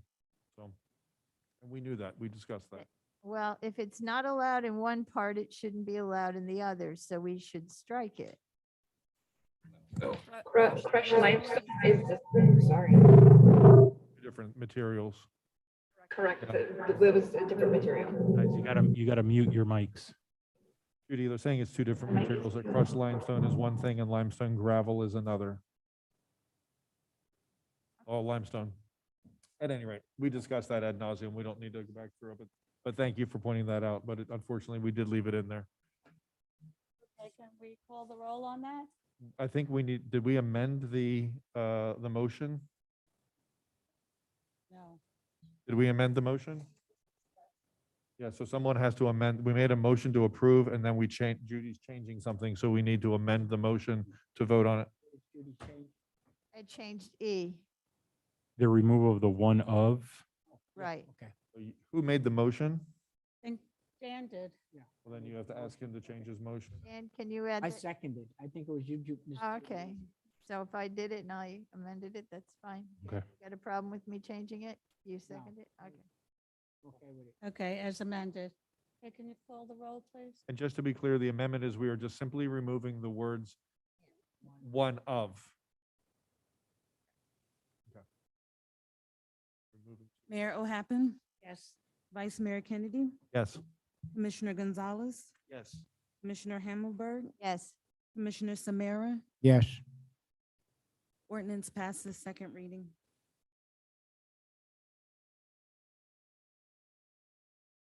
Okay, discussion of old business. There are no items, Madam Mayor. The next is discussion of new business, the Miami Shores gas station. The next item is 14A, the Miami Shores gas station discussion that the commission added to the agenda tonight. Discussion of putting a gas station along the water. Okay, so may I, since I asked this to be added to the agenda, may I introduce it a bit? Okay, so I'm not sure if everyone's fully aware because it hasn't been presented to us in any formal way, but the folks from Miami Shores were here discussing it. And it's been talked about a lot on Nextdoor. So those of us who are on Nextdoor may have read or commented on it there. But I asked for this to come because I thought it might, based on comments from our residents and our neighbors as well, that it might be something we'd want to discuss, and we can decide if we want to do something about this. And I'm sorry, Vice Mayor, I hate to interrupt you. I really do. I just want to clarify for our commission, Biscayne Park does not have any jurisdiction on the matter. So just to make sure that you all are aware. So we have no jurisdiction in this matter whatsoever, but it is happening next door. So we may have an interest in it. And it's going to Miami Shores Council for a second reading on January 18th, which is next Tuesday. Is that correct? Tuesday. And it's the same evening that we have two variance hearings here. So all of us will be here working in this room. So none of us will be able to attend that meeting, just so our friends from Miami Shores are aware. So there's the discussion. And I'll just sort of put out there how I personally feel about this now that we're openly discussing it. I was a little, I might have one opinion if I were a resident of Miami Shores, and if I were specifically a resident of the neighborhood in Miami Shores that's attached to it. But I'm not, and I'm not a commissioner of Miami Shores either, or a council person, as it were, in Miami Shores. So I don't really have a dog in this fight, as they say, but as a human being on the earth, anything that is that could potentially be an environmental concern is a concern of mine, and I think it should be a concern of everyone's. So in terms of increased traffic on Biscayne Boulevard and bright light shining in people's backyards, and some of the other concerns that I saw raised on Nextdoor, was a long laundry list of things. I might have an opinion on that if I lived there, but I don't, and I have no responsibility or jurisdiction, so I'm not even going to say it. But the environmental impact, or the possible environmental impact, does concern me. And that would be if this commission wanted tonight to say in any way, say anything to our friends at the council over in Miami Shores, it would be to give real serious consideration to the environmental impact and what it is, because what little research I have done, and I went to your council meeting last week to sit in. I gave up my seat so a resident could sit in because you had COVID restrictions. I haven't seen a lot of facts about here's exactly why it's so terrible, and I haven't seen anyone say here's why it's so safe either. So I don't have the information, and I personally feel the strongest thing that I would want to say to the council over there is, if you don't have all the information and there is the possibility for some kind of negative environmental impact, whether it affected our canal or not, but it could, press the pause button and make sure you have all the information you need, because your decision could impact people beyond your borders. So the five of us are responsible for what happens within our borders. Those 5 people are responsible what happens within their 5 borders. But then there comes a time when we make decisions and choices that have impact beyond that. And I think when the time comes that that could happen, that everyone needs to take the time required to make sure they're making a completely informed choice. So all of that to say, I'm not comfortable with the idea of us voting on a resolution that opposes the project, because I don't think it's our business to oppose their project, but I could be in support of language that asks them to make sure that they're taking it all into consideration seriously, and that they've done their homework and are looking at facts when it comes to the environment. So that's how I feel on this. And I know that Mario, is it even appropriate for me to say that there's a resolution here that we all no?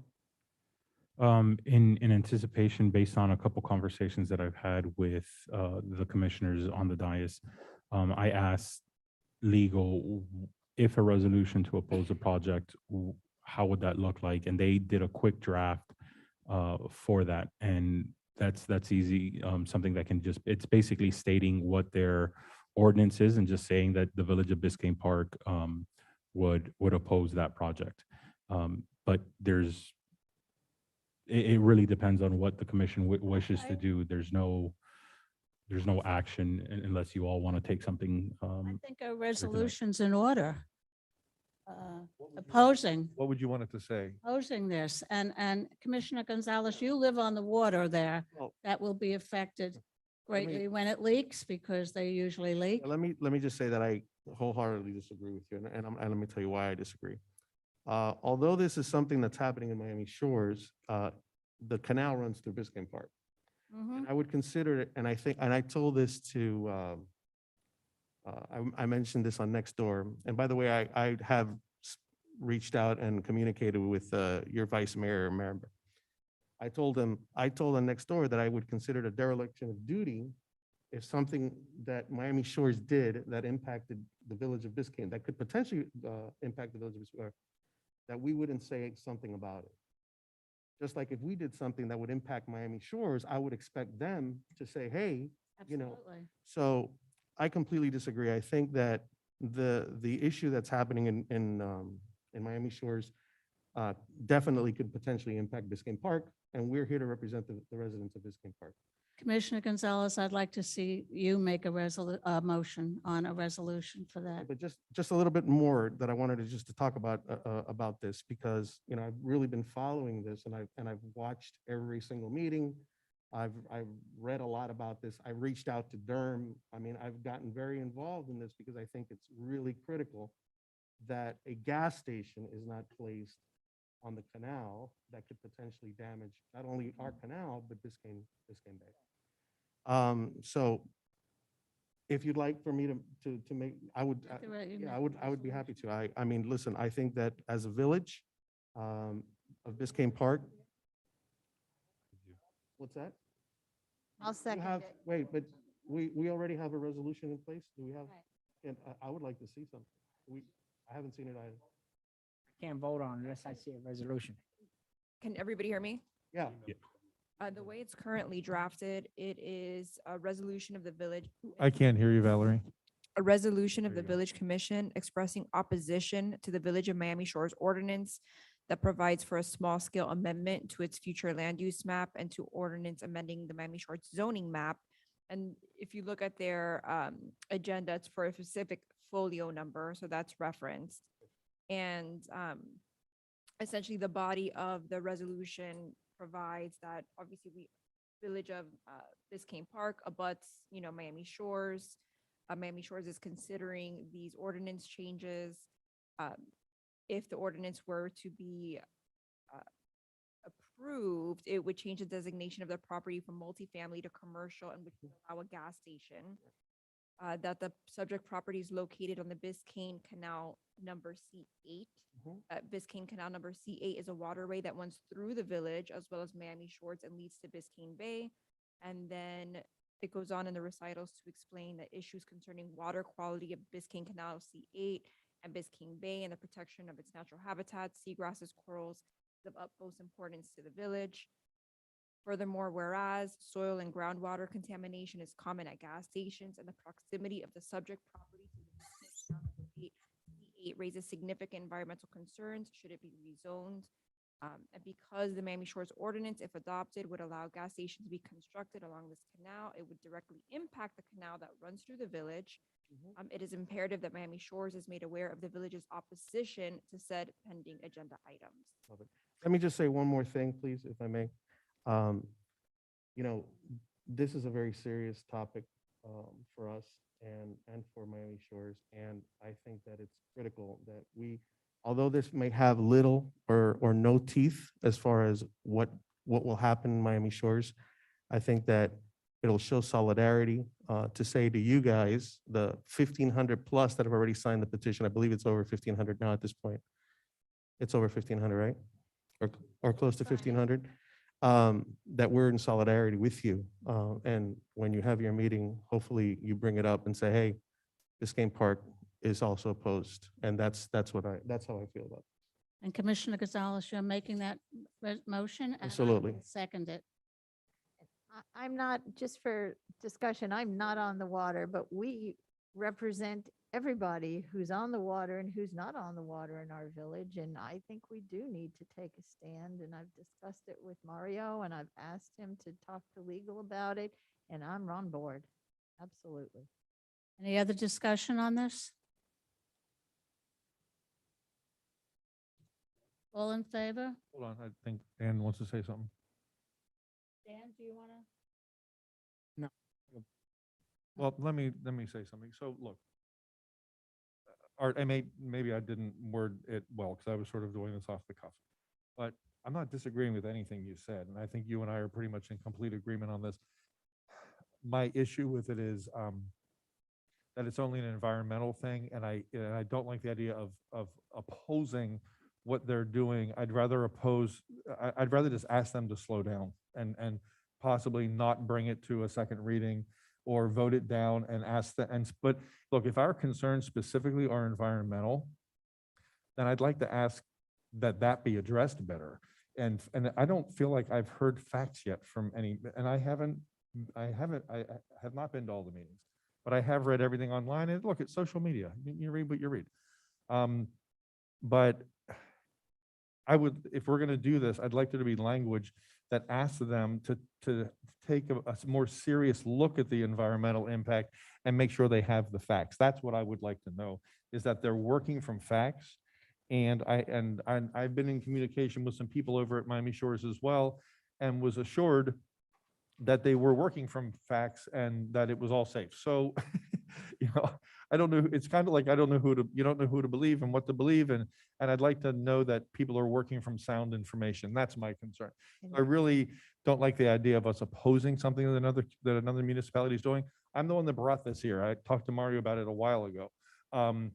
So clearly I'm taking it seriously and I'm as much of an environmentalist as anybody else in this room. I just want to make sure that we're acting appropriately with our neighboring community. Okay, can we move that question? I'd like to Vote. vote. All in favor of passing the resolution? Say Yes. aye. Aye. Aye. No. Aye. There's Commissioner Samaria? Look, I'm in support of this, but part of me is agreeing with Commissioner Kennedy on what he's saying. I like to see the facts.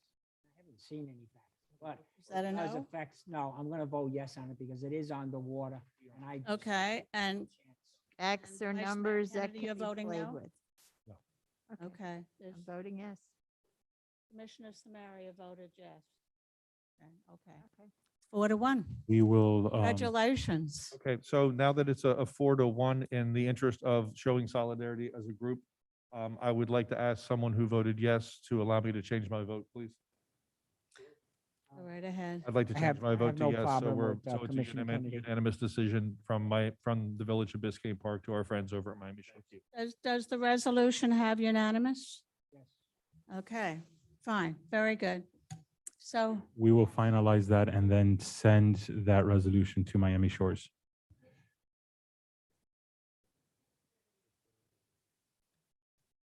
No, we start at 6, Mayor.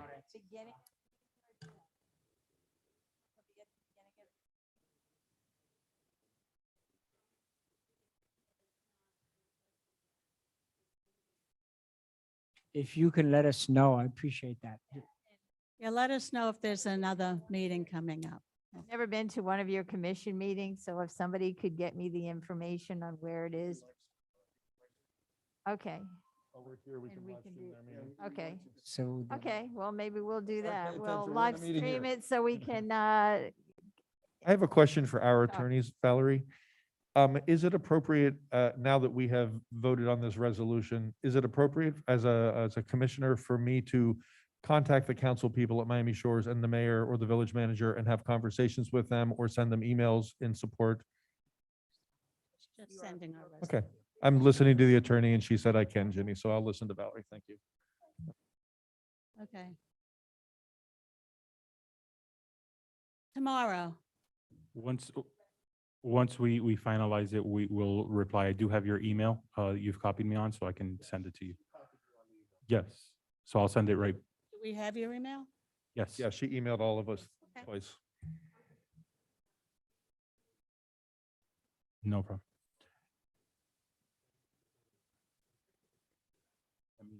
Okay, the next item is, You have to stay for the rest of our meeting or we're by ourselves with a Good night. cop. You don't just come for the good stuff and then leave. a resolution authorizing the Village of Biscayne Park to join Florida and other local governments for the settlement of the opioid litigation. Madam Mayor, if I may. Yes, ma'am. Madam Mayor, this is on the agenda at the request of the county. They have a settlement with various pharmaceutical companies, and part of that settlement, just like the CITT money or any of the other shared revenue, is broken down and shared among the cities based on population. I do not recommend that we join this with the county. They don't need us to join. They're still getting their over $10 million. But overall, our allocation would be about $100 to $200 a year for the next 20 years. And it would still require we do all the required audits that the county does, which costs us $5,000. We can't institute a program for $100 a year. So I do not recommend that we even entertain the discussion on it. I agree with you, Mario. We've discussed this. Is there any other opinions on that? No, I agree that we don't need to have this. That we don't need. $100 is not worth what it's gonna cost us more. We just spent more. And anybody through this village is eligible for county services. So whatever the county does should cover for us. I'm sorry? Anyone in our village is eligible for county services. So if our people need services or need counseling or need assistance, they should be able to get money through the counties. We're not writing them out of what they get. We're just not doing anything directly in our little village. Correct. Absolutely. I agree. We shouldn't be taking their money away. Any more discussion on that resolution? Do we need a motion to? No, Okay. Can we have a motion? no, we don't need one. Okay. We can just Move on. It's just a move discussion on, item. say no. Okay. Adoption of short-term vacation rental licensing and regulations and amending landlord permits. Madam Mayor, if I may. Mario? I want to thank legal for working with me on this. They did a lot of homework to make sure that it was on point for what we could do, what was allowed by state law. It's very confusing what the state wants and what they allow cities to do. So I appreciate all their help in it. I wanted to bring this back first as a discussion item. So you're not voting on this. But I know that this is a very important subject. And in the last commission meeting, you all wanted something a little bit more refined that would apply for us before commenting or talking about it. This does have to go in front of P&Z before it comes to us for first reading. But before I send it to P&Z, I wanted to have you all take a look, have a discussion here at the commission meeting, and we can make any of the alternations or altercations. Tongue-tied. Yeah. Any changes that you think are important. Overall, the model that we're using is that of North Bay Village, which I wrote back in 2019, 2020, something like that. It requires that all short-term vacation rentals obtain a license. You would all have to set the fee for what that would cost. I can tell you at North Bay Village, it's over $800. It applies for what's required, right? Because we don't want someone to open a closet and say, there's my short-term vacation rental, and now stick 10 people into it. So it has a lot of parameters to try to mitigate that, but it also has a lot of parameters to try to prevent party houses from happening.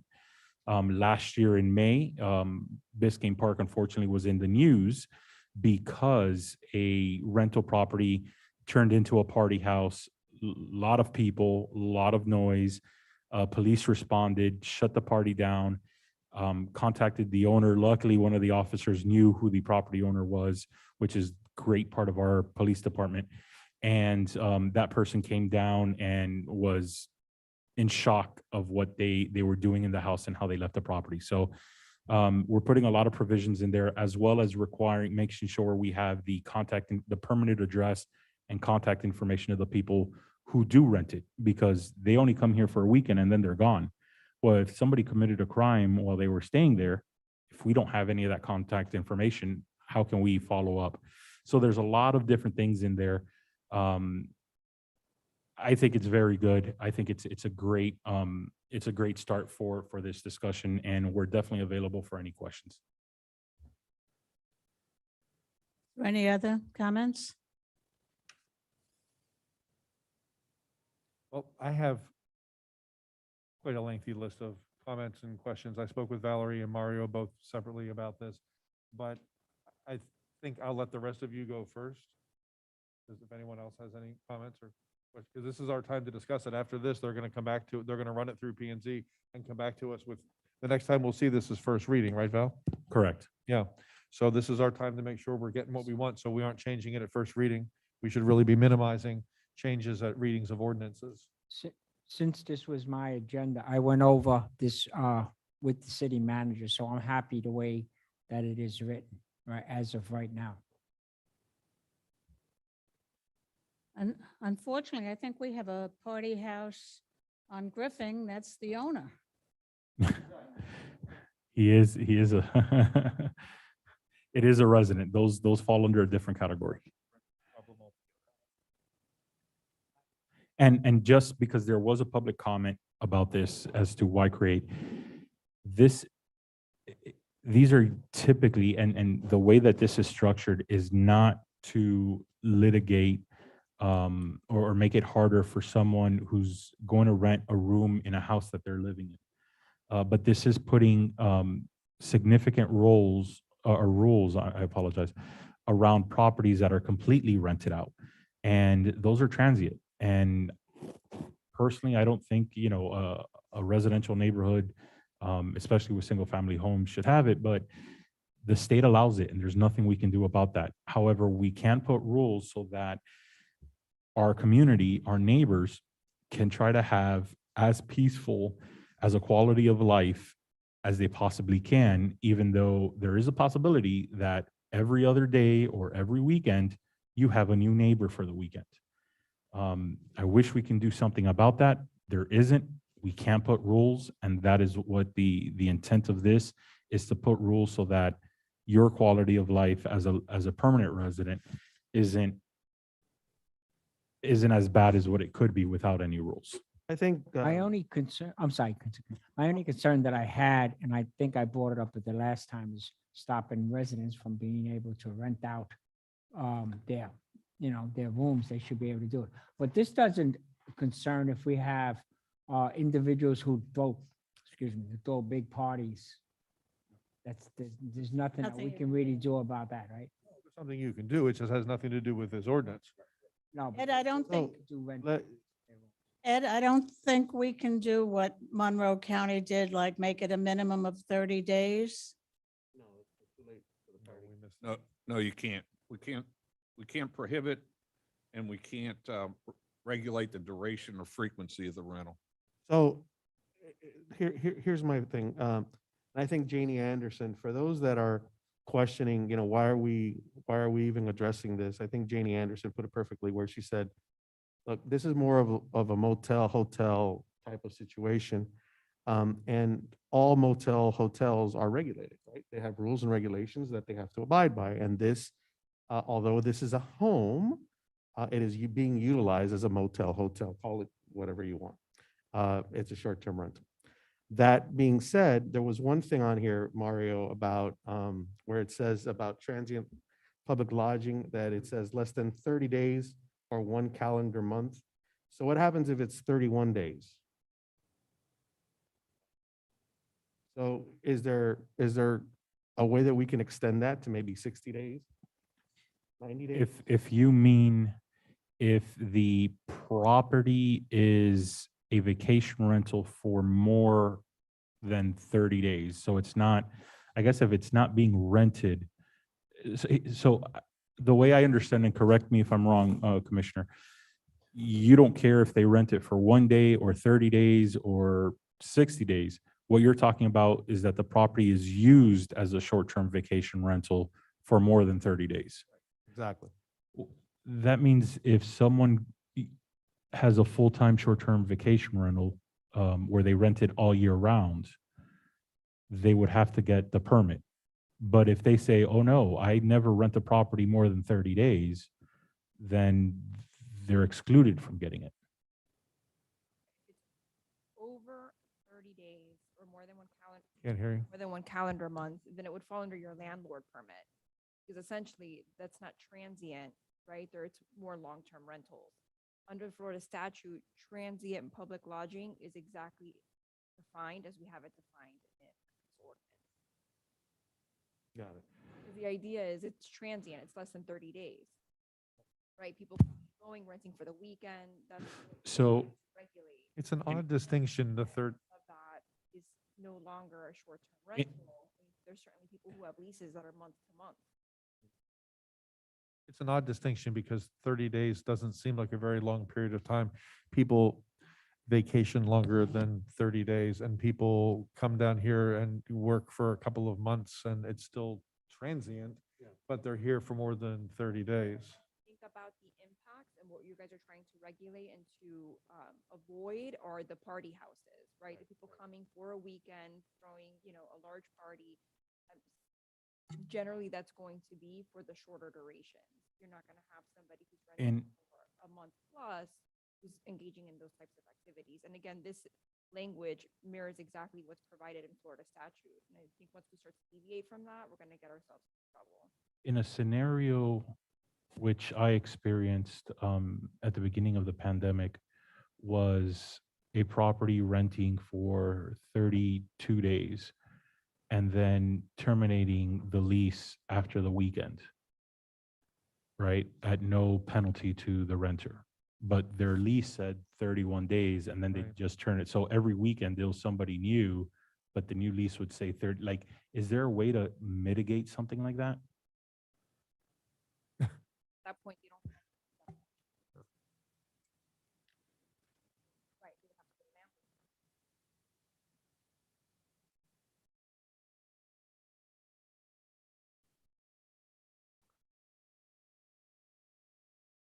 What's our pleasure? An ordinance? Well, I have a list of things I want to discuss. So may I? Go ahead. Okay, so I have a long list here and I'm not going to do all of them because, Dan, did you want to go first? Okay, so one of the things I talked to Valerie about is the phrase vacation rental is in here all over the place and it seemed, I don't know, it jumps out at me as odd every time because it's not necessarily vacation for people. I was expecting it to all read short-term rental. I don't know if it matters, but that was one thing that jumped out to me. I had the same questions Art did about transient public lodging, and I'm still confused by it because it reads, it's defined as these buildings that are rented to guests more than 3 times in a calendar year for periods of less than 30 days or 1 calendar month, whichever is less. It's the whichever is less that I'm confused about. February. Oh, I see. So it pertains specifically to the 30 days or calendar month. Oh, I'm reading it to be, it's comparing, renting 3 times in a calendar year and the 30 days, comparing those things, whichever is less, and those 2 things don't compare. I see what you mean. Okay, I got that. Scratch that. Some of the whereases, I talked to Valerie about this, are, I don't know, just seem kind of odd to me. One of the whereases talks about Biscayne Park being single family and duplexes only, and we do have apartment buildings, so we need to get that adjusted in there. One of the things that it doesn't address, and I'm not proposing a fix here, is that there's this whole couch surfer thing that goes on as well, where people are like literally renting sofas to sleep on. So there's a website called couchsurfers.com, and it's the short-term rental idea, but you go crash on someone's sofa for the night or for the weekend. And I could see people using that as a way to get a bunch of people to crash in a place. And it seems like the definition of a party house. I'm gonna picture a bunch of frat guys crashing on sofas in the houses and throwing parties. So I don't know how that pertains here, but I'm just throwing that in. We were, it's trying to find a balance in everything, because it's very complicated to just find that one solution that's neat for everything and for every scenario. So we wanted to make sure that if you had a property owner who has a guest room and they don't use it, and they want to rent that as an Airbnb, this does not penalize them and they can continue to do that. However, if they have a guest house in the back, a detached guest house, for example, and they want to use that, well, that's a separate building. You would need a permit, right? For the investment companies that buy the property and turn that property into the vacation rental, then they would need a property as well, but not punish the resident who's just trying to supplement their income by renting out their guest room. I would assume that crashing on the couch would fall in the same category. So it's trying to find that balance and that differentiate between someone just trying to supplement their income while they live on the property and in the building, and with someone who is either turning the entire house or a detached area into a livable space that they do Airbnb in. And handing someone the keys and saying it's yours. Totally, that's not correct. This is a registration ordinance. It requires a registration if you have a vacation rental, which is clearly defined in the ordinance. Whether it's one room or a whole house, if you are doing this for more than 3 times a calendar year for periods of less than 30 days or 1 calendar month, then you've got to register. Even if it's a room, then you're living, if I'm living in the house and I rent out my guest room, this would still pertain to me. Unless, If it falls under those categories that you just described. that's correct. Okay, Yeah, so it does protect against that. Well, that was not my intent.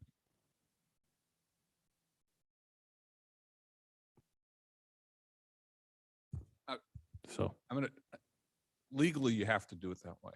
Otherwise, you've got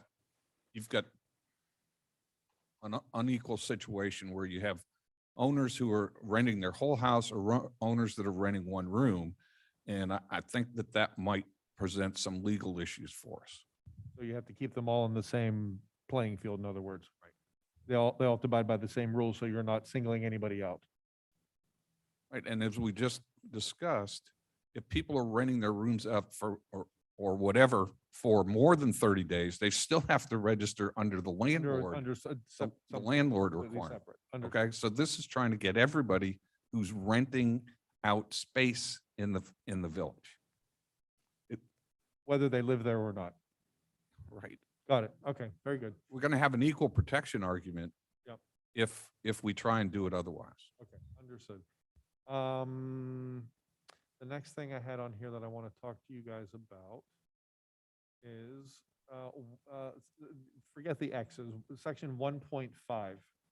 1.5, B as in boy, 5. I'm not certain, I talked to Valerie about this, and I'm not certain if it really falls, if this is the area it should be in, but one of the things that we discussed on last time, and I think Art spoke about it a lot, was the fact that we have, that there's a possibility, and I think we do have this happening, where people have short-term rentals and they're also homesteaded as their primary residence. So I asked Valerie this, and I think I got an affirmative response from her, but I'll let her chime in here again.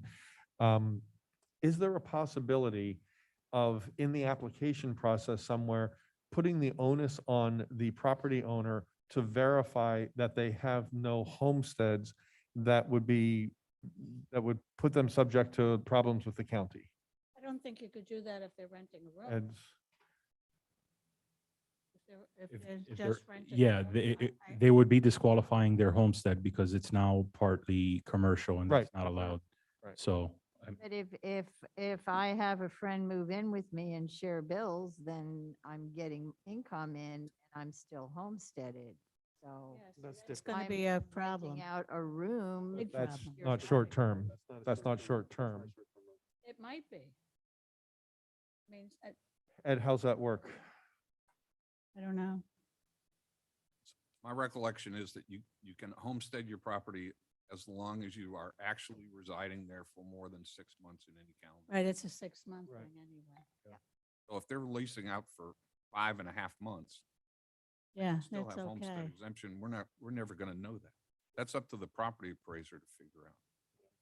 So there's no way for us to try to figure out that protection for us in here somewhere while we're, But it's not protection for the village, it's only homestead fraud. well, okay, it's not protection for us, but it impacts our revenue from that property. Yeah. Okay, I'm just asking, I'm just throwing everything out there now while while we're having the conversation, so we can try to figure out our way through all of this. And that was a concern of ours, is that that is happening. We know it's happening.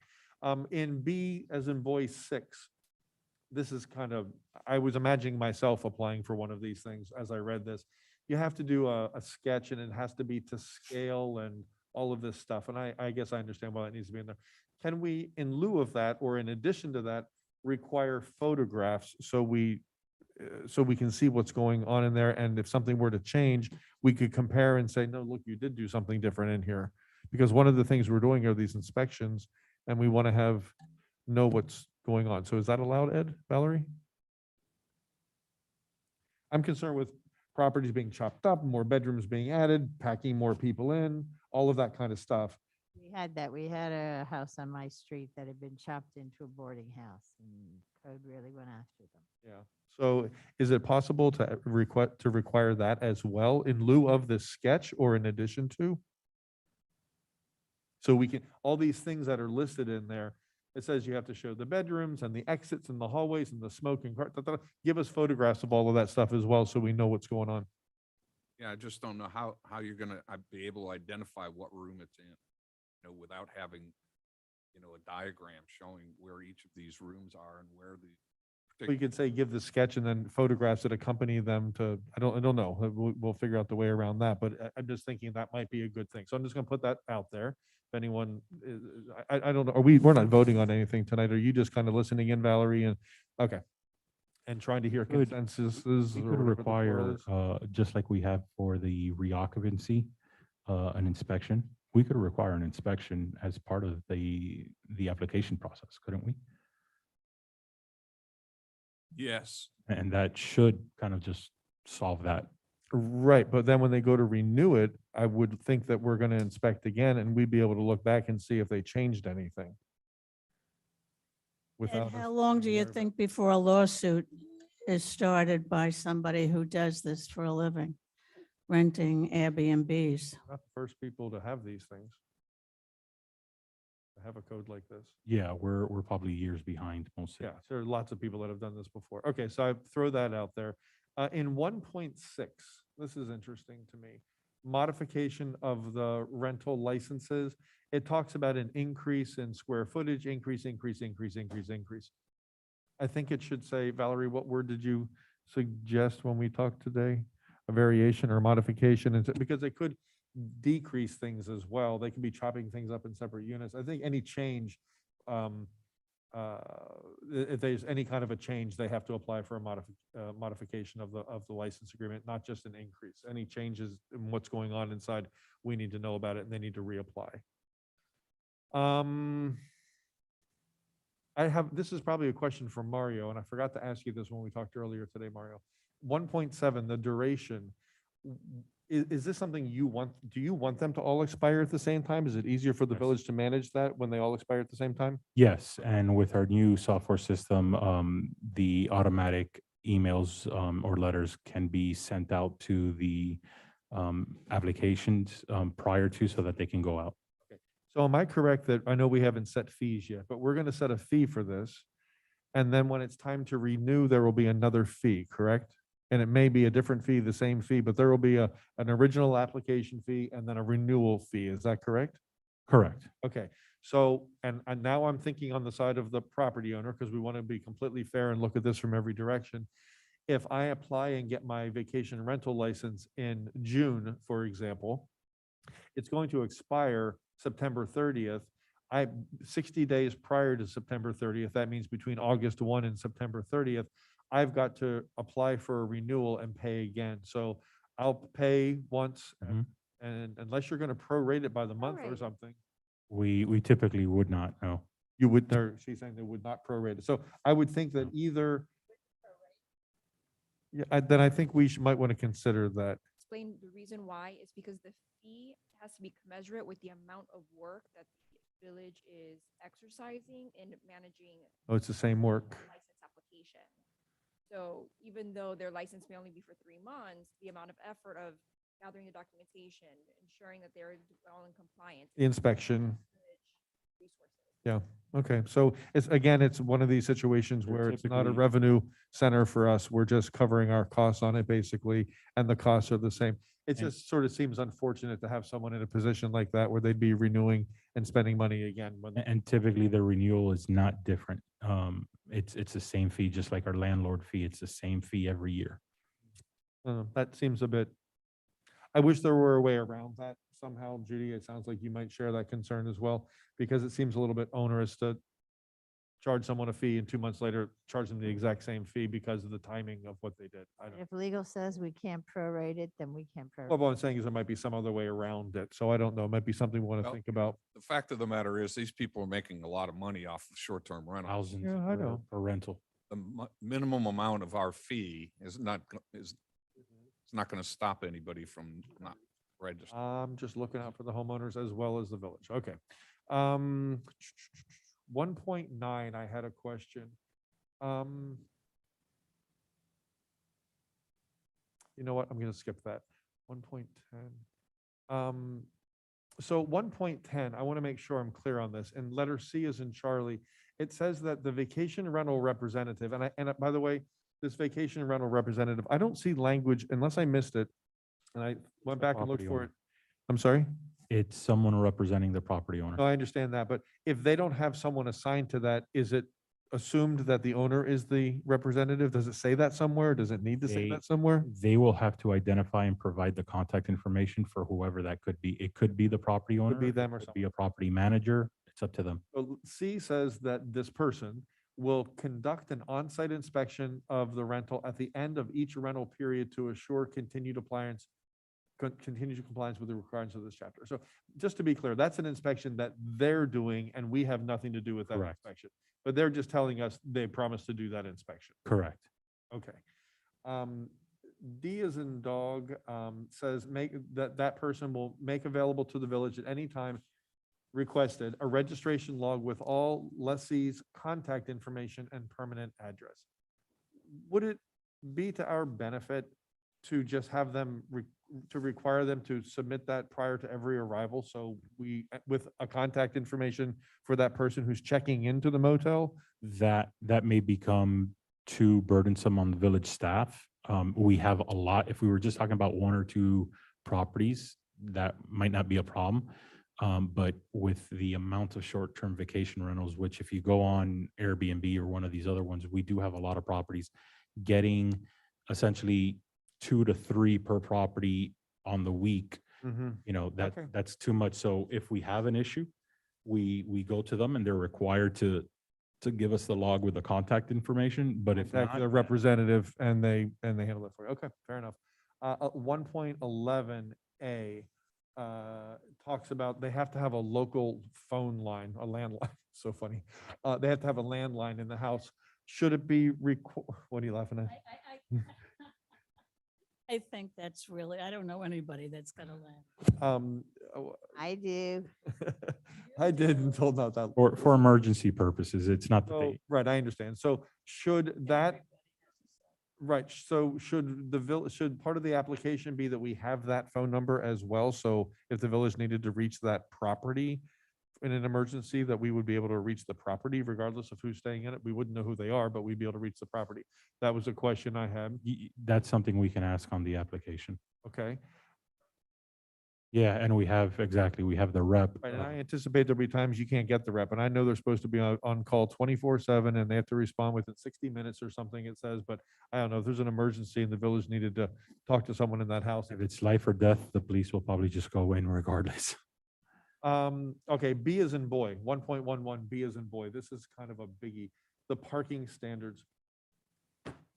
It says occupants and visitors shall comply with all the relevant parking codes as found in our village code of ordinances. Well, they're not going to know what those codes are.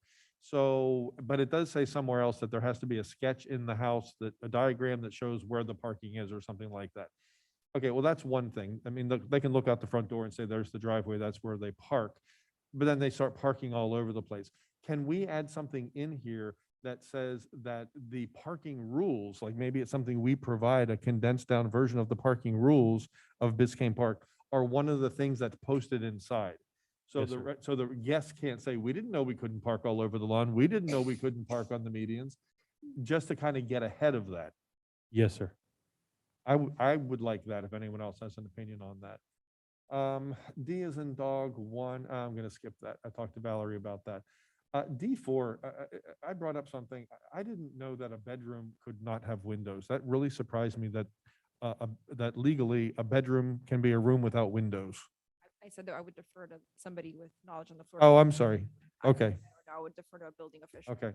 Because it defines in here how many square feet the room is, how high the ceilings are, but it doesn't say they need to have a window in it. And I always understood a bedroom had to have a window as a means of egress. As an egress Yeah. is required. A matter of fact, they limit you with your windows, the type of window you put in. It must be High it is. egress window. Yeah. Right. So whatever the building code says, Valerie, maybe since we're going to say this many square feet, this high is the ceiling, it can't be lower than 5 feet at its lowest point. I mean, we're so particular here about this room that people are sleeping in. Maybe we should look at the building code and see how a bedroom is defined. There might be things in there other than windows that we need to clarify. Yeah, I mean, since we're at it, I was surprised to see something that detailed in there and then not see the window thing.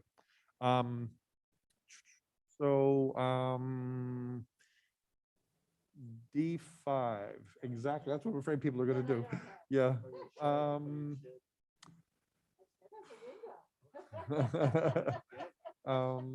Somewhere in here, Valerie, I forget where it was now because I didn't make a note, but the 10 thing that you addressed that already, didn't you? The maximum of 10, it conflicted somewhere. Yeah, you're referring to, so we're in still section We're in 5.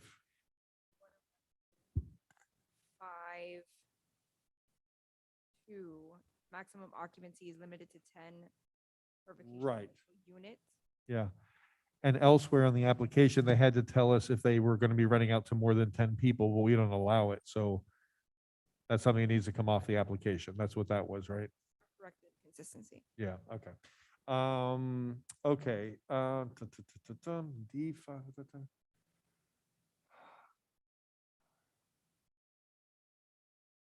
I'm going to skip that. Vice Mayor, to respond to one of your other questions, in E, right below that, down in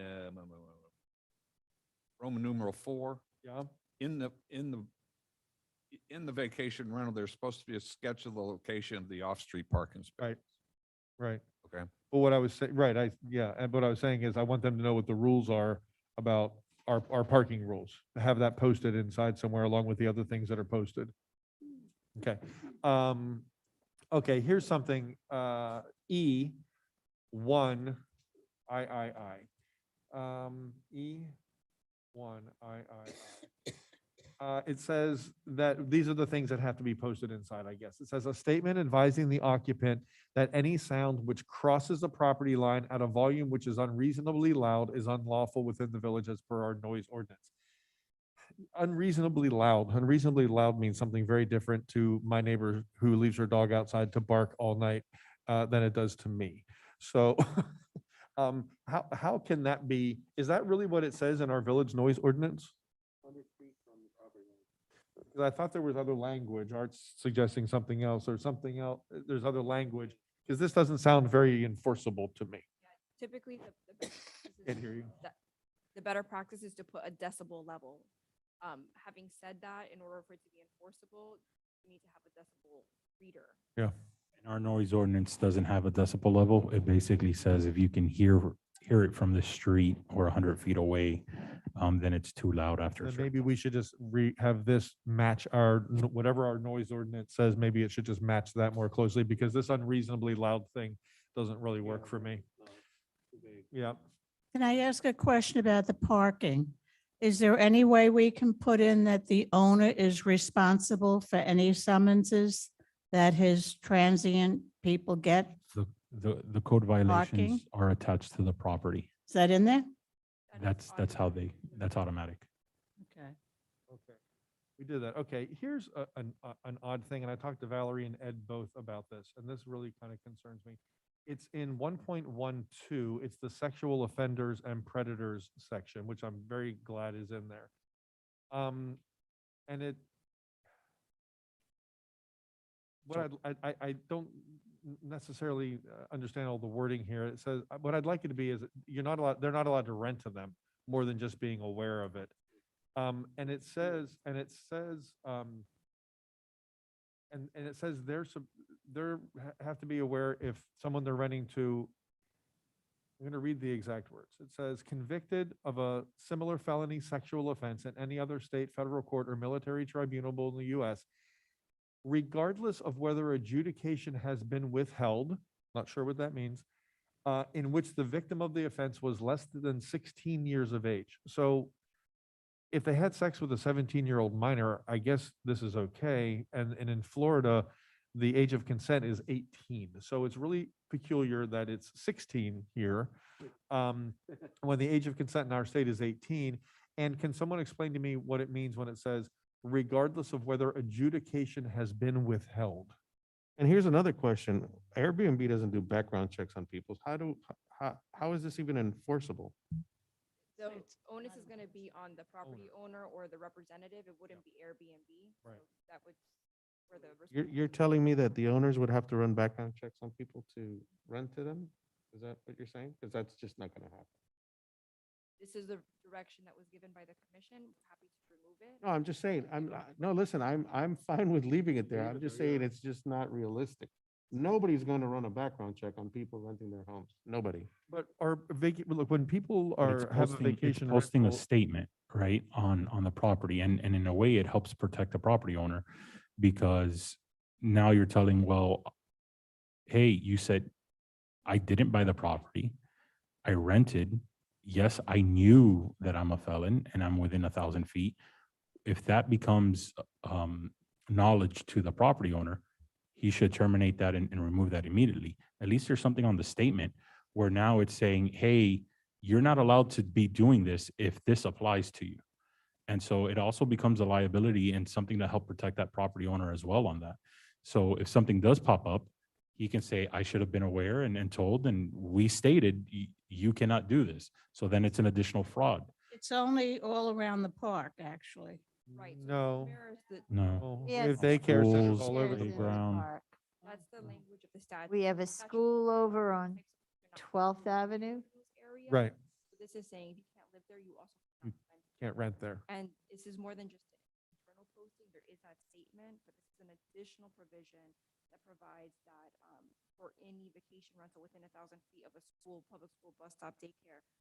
Again, this mirrors statutory language. Understood. for Residents as well, then they cannot rent. Okay. Right. Valerie, could we require them to include this in their advertisements, that this property cannot be rented to, da, da, da, da, da? Can we require that they advertise, when they advertise the property, they include this? Look at it. But we'll look. Okay, I'm just curious, thinking out loud here. Saying this residence is within 1,000 feet of any school designated, within. Right, and to sort of state it rather than, yeah. So whoever does rent it understands, if you were to rent there, they'd be in violation. And I They'd be in believe violation, that right? in Biscayne Park, our medians are considered parks, if I'm not mistaken. Is So- park one of them? It says, school, bus stop, daycare center, park. You're right, it says park. So Essentially where it's the like a public park. children congregate. Understood. Would be based on the statutory definition of park. Yeah. Well, if you could figure out a way to do something with that, because here's the bottom line, guys. This isn't here to kind of cover our ass. This is here to prevent a child from getting raped. Yeah, this is to discourage someone who has a predilection for things like that to not be here in the first place. So we don't have to deal with it after the fact. It's not so we can say, well, we have a rule that says, and we want to prevent it from happening. Valerie, can you explain what it means regardless of whether adjudication has been withheld? Yes, so in criminal court, you can either be adjudicated or a conviction. Right? Have adjudication withheld, which is not a conviction, but it is essentially the same. It's just a way, so for example. Well, it's a lesser thing, but you're saying that's included in here. It is essentially the equivalent, but it allows somebody to say that they were not quote, convicted. So is it like a no contest kind of a thing? Exactly. Okay. So you're, you could be a felony with a withhold of Right. adjudication, but you're technically not a. You're not a convicted felon. Felon. Understood. But nevertheless, Okay, I understand. So this, in other words, kind of lumps more in, so it's better for us. Okay, very good. Can we make the age be under the age of 18? Or do we have to mirror the language of the state? mirror the language of the state. Okay, it's so odd. Okay. Okay, I'm almost done, I promise, guys. You know I come with a list, sorry.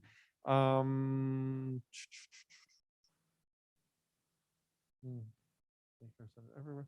Okay, 1.14, appeals. Is there some kind of a form that they fill out for the appeal? It doesn't say that here. I'm assuming when this is all done, there will have to be a form, because there's a process for an appeal. And I wondered if this is sort of something, Valerie, like a variance hearing. And are there thresholds they have to meet? Is there some standard here? It's akin to a code enforcement appeal. Well, I guess not, because those go to circuit court, but there is not a form that they necessarily have to use unless the village wants to use one. Notice, this is about when written notice is sent, and it says, and basically it says a vacation rental representative. Can we also not automatically include the property owner if they're not the vacation rental representative? So the owner gets the notices as well? Even if they have a representative, I'd be more comfortable knowing that the owner was noticed as well.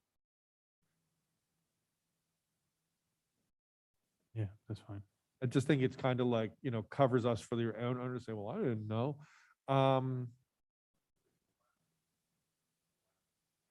I understand. Yep, I know it's there, but still, it's just kind of like, I still like the extra oomph there of the owner. We told the owner ourselves, and we have evidence that we told the owner. 1.1.6.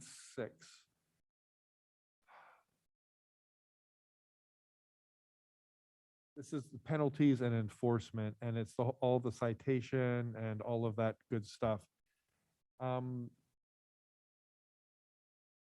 In all fairness to these properties owner, how are we going to communicate to avoid the "how was I supposed to know" kind of thing? Because we've got to make sure people are aware, because when this happens, all of a sudden, people could start getting fined for things for not having this license. So we need They to. have to go through the application process, so they'll definitely be aware, as that will be part of the Everyone's application. aware of this, because there are people out there who probably don't know.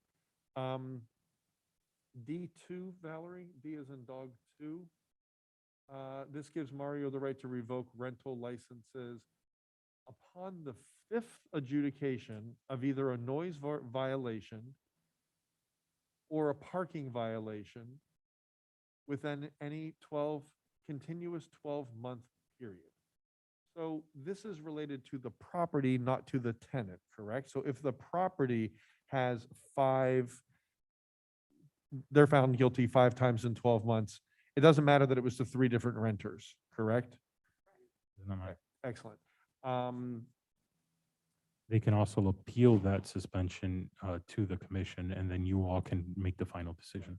So when it says the 5th adjudication of, does that mean they were found guilty, or they just went in front of code compliance? The word adjudication, what's it mean? Yes, Processed? They would have had to have gone to code compliance and been found in violation. That's Not enough that they adjudication. were just cited with it. Okay. It would have to be an actual finding of a violation. That would Convicted. count as one. That counts as 1. Okay. Then- So it's okay. So I want to make sure we're being fair. So a citation that turns out to be wrong, it was an invalid citation, does not count in this. Correct. Okay, they went through the process, you're guilty, pay the fine, there's 1.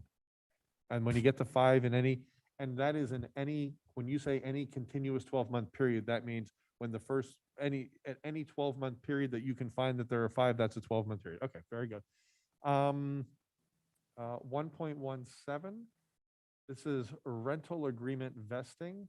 And this is where we're kind of grandfathering people in. It says, it is recognized that there are likely existing rental agreements for vacation rentals at the time of the passage of this chapter, and they may not be in compliance with the regulations herein. Agreements that were entered into prior to the date of adoption shall be considered vested. No special vesting process or fee shall be required. How and when are they going to provide the evidence of that? Are they going to, I mean, if we were to cite somebody, or we're going to ask them to provide evidence of like their lease or something? Okay. And then my last question, those are all my questions. So then my last kind of big question, Valerie, to you is, when you look at other municipalities and what they have on the books for short-term rentals, is there, it looks like you found a lot of stuff and you're very comprehensive, and thank you, by the way, this is an awesome starting point. I love working from a document like this. Is there anything that other municipalities included that we didn't include for any reason? Is there anything else that is out there? Well, no, like in Florida, that state law, I guess, county, whatever you would look at. Is there anything else out there that you saw that you didn't put in that you think we should consider? I would have to double check, but I believe. I can't hear you, I'm sorry. Double check, but I believe City of Hollywood actually has like requires noise sensors or something. Oh, really? Can you do that to a short-term rental and not require it of all the other properties that, because we all make noise? So I thought you weren't allowed to do special things only for short-term rentals that you don't do for. Okay. They're legal. But And this ordinance is really robust.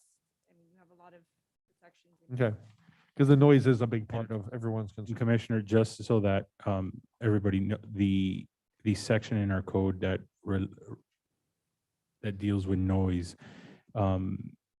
is section 10-1, offensive noise prohibited. It goes through a bunch of stuff, but at the end it says other noise. Any noise between the hours of 11 p.m. and 7 a.m. which disturbs the peace and quiet of the neighborhood. Any continuous noise that is plainly audible at a distance of 100 feet shall be prima evidence of the violation of the section. And then there's it's something not- separate about dogs too, isn't there? Yeah, it also There is- mentions a yeah. phonograph. I had to look that up. I didn't know what a phonograph was. Oh, you're not that young. So it's it's very vague. There would have to be an entire rewrite if you want to include the decibel levels. And then, yeah, we would have to get police certified or code certified to be able to manage that. So. Okay, well, I'll amend it to mirror what we currently have, that is Okay. audible 100 feet away. We just Mhm. code enforcement perspective to ensure proper enforcement that's being pulled up, that the officer is able to articulate, Mhm. even if it's a neighbor who's complaining, Mhm. I was standing this many. feet, Right. measured it, it wasn't Right, right. Yeah, we do give out, as a matter of fact, we gave out a civil citation this past weekend. So we And- can definitely put that together. And Mario, this is something the police can enforce as well. Yes. This is, okay. Yes. And then Valerie, there's a second item here, landlord permits. Are we going to discuss that separately, or should I ask my questions about that now? Is that a whole separate topic we're going to come to? We can discuss it now. I don't believe it's controversial issues. The concept was to ensure that there's no duplication of license. Sorry, I can't hear you. Do that, we have to in order to do that, we have to amend the landlord permit so that it's for a month or more of rentals. So that's all that really is. That's all that it is. Okay. You said the last question. Yeah, I know. I'm going to ask you one quick question about that.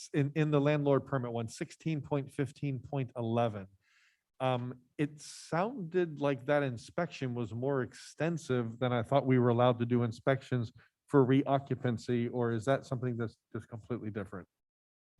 I don't have it pulled up here now.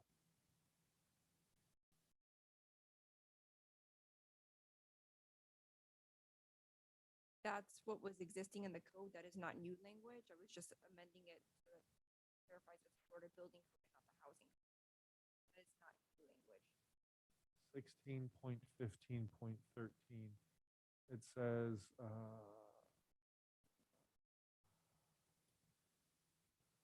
no, I'm sorry, 16.15.11. Yeah, I saw all you did was change the Florida Building Code. It says this provision shall not be interpreted as authorizing the village to conduct an inspection of a occupied rental unit without obtaining the consent. Okay, I'm sorry.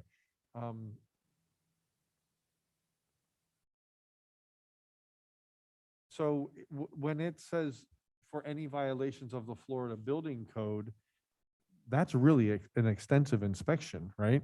Because I thought it was only counting bedrooms and bathrooms. That is The the reoccupancy. So reoccupancy. this is different than the reoccupancy. It's very similar. You're going in, you're checking, you're making sure that they didn't add a new bedroom into the property, make sure that the water runs, it's a livable condition, and then you walk out. These are usually 10 minutes, if not less. Right, I understand that that's the intent, but when you read it, it says for violations of the Florida Building Code. The Florida Building Code covers everything. My goodness, it's like crazy. So it's like they could cite, the way it's written, they could go in there and cite any violation of the Florida Building Code that they see. Okay, just as long as you're all aware of that, because that's kind of like, we hear one thing, but this says something completely different. Violation of the Florida Building Code allows the inspector to go in there and write up all kinds of stuff, just letting you know.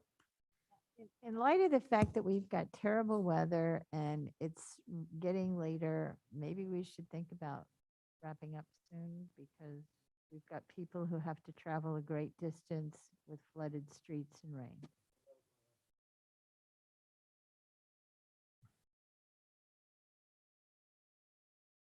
Look, when we're going to work on a big topic, we take big swings at these things, and you put something like this in front of me, I'm going to read every word on it, and I'm going to get my questions answered and my concerns addressed, and very often they turn into substantive changes in things. So I'm doing what I do. So it's 9:41. We have one commission meeting a month. It's really okay. Let's just stick to the script here and keep moving on. I think we just did a good job on that. Does anyone else have any questions on that or comments? Are we finished on that? I'm done. Okay. Anybody else? We can move on to the last item. That is requiring board meetings to allow Zoom participation. Personally, myself, I think that that's up to the board. And if they want to, fine, and if they don't want to, fine.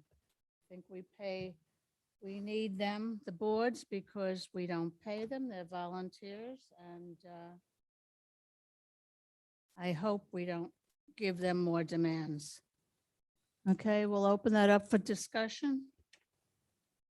Anybody else have any discussion to say on that? I think it's really important if we're going to mandate this of the boards that we put our staff in there. And I don't think we have enough staff to do this right now. Maybe we can look forward to it another year down the road and budget for another staff person who can attend these meetings.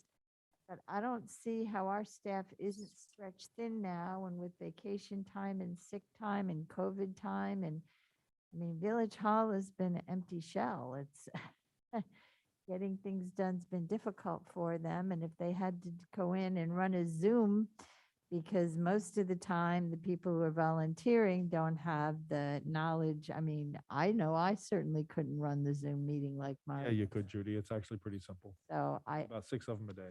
I think that it's just one more burden onto the people who are volunteering their time. And I think it's something we need to consider for the future, and we need to budget for somebody to do it. To me, the whole purpose of this is for residents to be able to see what goes on at these board meetings. There's no reason why we can't have just this live streaming. And It is live streamed, and if they No, want they're to not. see the board, they can go to the meeting. Jenny, they're I don't not think all we live. need to have Zoom. Incorrect. They're not all live. There are 2 board meetings that do not meet on the dais. They meet in the back table. Therefore, I cannot stream them.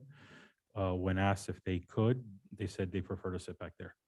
Well, if they prefer it, that's okay. If somebody wants to watch, they can come here and So watch it. I It- just it- don't think we should give if I, if, directives to our boards. if I may opine. So post-COVID, pre-COVID, I would have agreed with you guys wholeheartedly, right? I think that it's important that people show up to the meetings and blah, blah, blah. We're living in a very different world, and we're living in a very scary world for a lot of people. Not for me. I'm personally not afraid, and I'm not going to stop living my life. But there are a lot of people that are very scared to attend these meetings in person. And if it wasn't for that fact, I would agree with you guys completely, wholeheartedly. But we have in code, specifically code and planning, they have a lot of things on their agenda. And there are a lot of people that in theory would probably want to either attend or be part of the meeting and have the capability of communicating with the board. And some of those people may be petrified to come to a meeting. So what do we do in that case, right? We say, too bad, because we don't want to Zoom. I disagree. I think that we have to give people the capability in this world that we live in today to attend these meetings, whether in person if they feel comfortable to come in person, or virtually if they feel that, hey, maybe I have a disease, or maybe I have something that could potentially get me really, really sick. So I think that it's just a logical thing to do at this point in time where we are in this world. Like I said, if it was before COVID, I would agree with you guys 100%. But now, I think that Zoom, giving people that option is critical and very important. If I may, Excuse me, Mayor, you have. Go ahead, Vice Mayor. I'm sorry, Janie Anderson has her hand raised on Zoom, sorry. taking Are we taking comments? Say something, Janie taking Anderson has comment. no comments? Okay. No. Okay, so let me say something, a couple of things. So first of all, I'm very much in support of Zooming all the meetings and allowing resident participation fully, but I'm willing to compromise on this. My blanket statement is even if COVID didn't exist, and Art makes very good points about COVID kind of changed the game for everybody. Even if it didn't exist, we should be making engagement between residents and this village as easy as possible and removing every hurdle, every opportunity we have. Technology does that for us. You know, we didn't used to be, look at the people who are watching us right now. How many people Zoom into these meetings and commented tonight who couldn't get here or didn't want to come here for whatever reason, COVID may being one of them. I believe it was 7. Okay, well, that's more than we had in the room. So we had more, thank you for pointing that out, Judy. We had more people at home participating in the meeting than we did in person. So you're proving my point. So we should be making engagement as easy as possible and allowing technology to make that possible for us. We have one board that meets in the afternoons and I can't even get to their meetings myself because I can't leave my job and come attend their meetings. And it's a board that I would really like to attend meetings for, and I can't even come. And they're not live streamed, so I can't even watch them later. The best I get from the Parks and Parkways is I read their minutes. And reading board minutes is not the same as attending a meeting and participating in it or even viewing it. So I don't think it's unreasonable to request that all the boards meet in this room. We have this beautiful facility. We have a dais here. We spent a lot of money on the microphones and the mixing board behind me and the cameras, and we got this all set up. It's ready to roll. It's time to use it. So just want to remind you guys, Art said it, and I'm going to say it again in a different way. We have all these boards, but we have 2 in particular, Code Compliance and P&Z, that have actual authority over residents. One of them says, yes, you can build it, or no, you can't. And the other one says, you screwed up and we're finding you money. Those 2 boards impact residents directly, their pocketbooks, their homes, their quality of life. And if people are called in front of, that you go in front of one board voluntarily, P&Z, give me a permit, please. I'll change it. I'll meet your requirements. Here it is again. Let me try again. And the other board, you don't go to voluntarily. You get called in front of them. You get called to the principal's office. And the vice principal, can get out the paddle and smack you pretty good. I've seen some hefty fines come down at that meeting. I've also been at code compliance meetings where people couldn't be there in person, and they zooming in was how they were able to defend themselves against charges that were levied against them by this village. There was a guy in the military, and I think he was overseas, wasn't he, when he zoomed in? Yeah. So, look, in my opinion, it's this simple. It's 2022. We need to stop being little old quaint Biscayne Park, and we need to step up and be modern. We can be as quaint as we want to be, but we need to be modern and hug the residents of this village into this community at every single opportunity. We already spent the money on the technology. We're all using it right now. I'm talking into some of it and I'm looking into the rest of it. So I don't think it's unreasonable. I'd be willing to compromise and say, as a start, at least Zoom just code compliance and P&Z, those two boards, and allow people to be in front of those boards virtually and have it fully Zoomed the way we do tonight, the way people can speak during public comment, the way people, when code compliance calls someone's case up, they can open up the mic and they can address the board, do it exactly the same way that we do here. I'd be very happy for that compromise for just P&Z and code compliance for now. Commissioner Kennedy. We'll figure out a way. Commissioner Kennedy, if you were saying that this Zoom was going to get a lot of residents to participate, I would agree with you. But I'm looking at how many participants in Zoom tonight. It's not that much. We're not here for 1 or 3 or 5 residents. The whole purpose of Zoom, which is what everybody did, is to have residents participate, give them the opportunity. We're not getting people coming on Zoom. And we are getting people, Dan. We had more people there. And look, and code compliance and P&Z are different, Dan. Those people are called in. They have to go get a permit, or they have to go defend themselves against a fine. And some of those fines are thousands of dollars. And that's 2 of the boards that do not do Zoom. That's right. That's what I'm saying. So By I'd the be way, happy to- are we going to, well, does anybody else want to talk about it? Well, I'm gonna, We I've, make what, a I discussion. have one more point, and that is that, it's a question, I guess, to Mario. Mario, if staffing is a concern, and I understand you have a staff to run, are you allowed to accept volunteers of other people? Could commissioners volunteer to run a Zoom meeting, sit there and run the meeting and open the mic and close the mic? Look, it's an administrative thing. You sit here and go like this. I mean, can you allow, does it have to be a paid staff person to help? Ed's saying no. So you do have other options, Mario. I would volunteer if you said, Mac, this month I need you to do P&Z, and this one, I'd look at my calendar and say, yes, I can, or no, I can't. But I'm sure you could get other people to volunteer as well. So I would have to take a look, Commissioner. The bigger issue is just the same. There was a former practice, completely different, but a former practice where commissioners had keys to facilities. That becomes a liability issue when it comes to insurances and stuff like that. If a commissioner or a non-staff member is running a Zoom meeting, we get Zoom bombed or we get hacked or something like that, what kind of liability is now in place because that person running that meeting or running the equipment for the village is not a staffer? I don't have a clear answer. I don't know of any other place that does something like that. It's always staff that runs those meetings and that technology from that point, or a contracted vendor. I don't have a clear answer for you. Well, Okay, I can we think do? you could look at some other options, and I'd like to see. Why don't we understand that you just think take a that, but- vote and see if this is something that we want to One, get an ordinance I'm on? gonna. Well, we can make a motion and decide something now. Can we just No, we can decide if continue this is discussing worth it next month? pursuing, Discuss or it with the board. if we don't agree with requiring board meetings, Zoom meetings.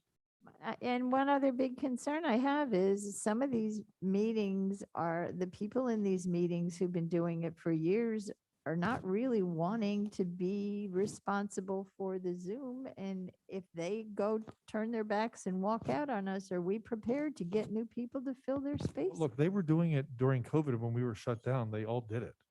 So it's not like we're asking them to do something they've never done before. They were doing it before. Well, Am I anyhow. correct? Yeah, they were doing it. Should we do this just informally, or do we make a motion on whether we're going to allow board meetings to make their own?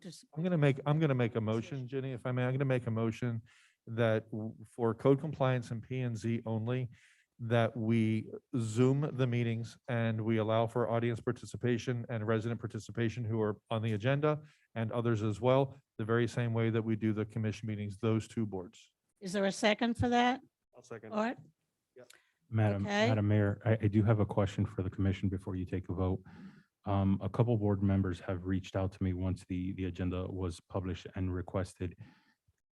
Can board members attend the meeting remotely via Zoom? Now, state law requires an in-person quorum. Quorum.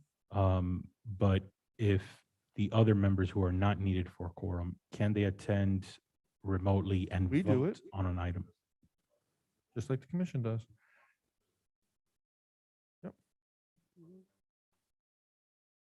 That was DeSantis's rule, right? Yeah, so they would, That's not a policy of the village. So I just, Okay, well, let's bring that to a vote. That's a motion that code compliance and planning and zoning have to go do Zoom. basically, they run their meetings like we do, Zoom with audience, with resident participation virtually right. and in person and virtually, following the same quorum procedures that we have. Okay, you want to take a roll call on that, please? Mayor O'Happen, No. Vice Mayor Kennedy, Yes. Commissioner Gonzalez, Yes. Commissioner Hammelberg, No. Commissioner Samaria, No. Okay, the next is request for placements of items on the next meeting. I got nothing. Okay, and announcements that we do have the meeting on the 18th, the variance meeting. And we have, Love this idea of the calendar. Thank you. That really is a good idea. You guys all know the Okay. calendar's online, right? we have Saturday's meeting. Sorry? We have the meeting Saturday for the ethics. Oh, right. The ethics with Jose Arroyo. I wonder if he's going to be there personally. Is there any other announcements we have to make? No, Mario, how are you going to deliver the resolution to the council of the Village of Miami Shores? we will finalize it, we'll get it signed, then we will not only email it to the village manager and the clerk, we will also send it to them. Okay, do we have a motion? And that'll get done before their meeting on the 18th. That's a week. I make a Yes, sir. motion to adjourn. I'll second your motion. Did we get a? Yes. I made a motion to adjourn. Second, good. Good night, everybody. You have to take a vote. All in favor? All in favor? Aye. Aye. Any opposed?